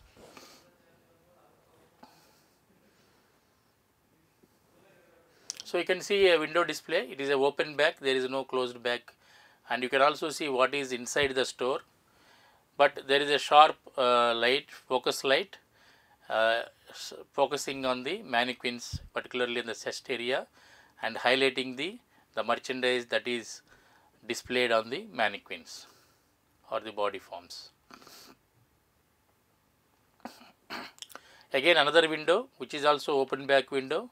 Here also there is a strong bright light focusing on the body forms which are displaying the merchandise. Yeah, at another display, again open back. Lighting a closed back window. There is a far greater scope for magical lighting effects in a closed back window. So, cannot only highlight the merchandise but can also use lighting to paint the backdrop in a complementary or accenting color. In an open closed back window, you can have a lot of theatrical effects, particularly with respect to the lighting also. So, not only you can have lighting to highlight what is the merchandise which is worn by the mannequins or the display systems, you can also use lighting to paint the backdrop of the window in a complementary color or an accenting color, or dramatize the setting by creating a particular ambience. You can also use blue and green light to stimulate underwater look. Used with certain filters. So, there are certain light filters available. By using appropriate filters, lighting can also create textures. By using appropriate filters, lighting can also create textures. Similarly, filters can bring about feel of rain, snow, sunshine, fireworks, etc. So, you can see here the background is also illuminated along with the mannequins. So, again another window where the background wall is also illuminated along with the display area. So more such windows you can see here also. The background lighting is also there. Lighting the store interior. Serve to lead the shopper into and through the store. A lighting in the store would serve the purpose of leading the shopper into the store and through the store. Can help separate one area from the other. Lighting can also be used to separate various category areas or brand areas inside the store. The level of light and its color create store ambience. The level and color of the light would create the store ambience. It includes general overall illumination of the retail space as well as the accents. Also includes atmospheric touches like chandeliers, wall and ceiling washers. They are basically the task lighting, wall washers, ceiling washers. They may not always show off the merchandise, but they do reflect the attitude of the store. Suggestions for using light effectively. Avoid bright white light directly on the mannequin face or elbows or the shoes. So you should always avoid focusing bright and white light on the face of the mannequins or on the shoes of the mannequin or elbows. Use colored light to create right setting for the merchandise. So you can also use colored light for the creating a proper setting. It is more effective to light across a display rather than directly down on it. So lighting across the display is more useful, more impactful always. Hide and disguise electric wires. In any display, the electric wire should not be visible to the outside. So you need to disguise the electric wires. Windows should be kept clean and dust free and dirt free. So windows should always be kept dust free and dirt free, and turn off the lights after the store hours. Retail lighting and common misapplications. Using incandescent lights for everything is a major mistake. So using too much of incandescent lights will not serve any purpose. It ensures that you are not highlighting anything. Using floodlights rather than spotlights. So use of floodlights creates too many things, highlighting too many things, highlighting not required things also. So it is better to use focus light or spotlights rather than the floodlights. Random fixture layouts are visual chaos. So creating too much of lighting without any purpose, without any plan would only lead to visual chaos. Too many shiny surfaces. If you use too many lights, too many shiny surfaces in the store would only highlight nothing. It will highlight everything and promote nothing. So it is of no use. And using black ceilings again is not a good. Dark finishes is again a bad application. Accenting everything, emphasizing nothing in particular. So if you use too much of focus lights, and too much of accenting lighting, it accents everything and highlights nothing, emphasizes nothing. So the whole purpose will be lost. Spotty lighting, not enough ambient lighting to clearly examine the merchandise. So there should be sufficient lighting so that the customers are able to examine the merchandise. Using too much of spotty lighting and there is no enough ambient lighting to clearly examine the merchandise would not serve any purpose. Thank you.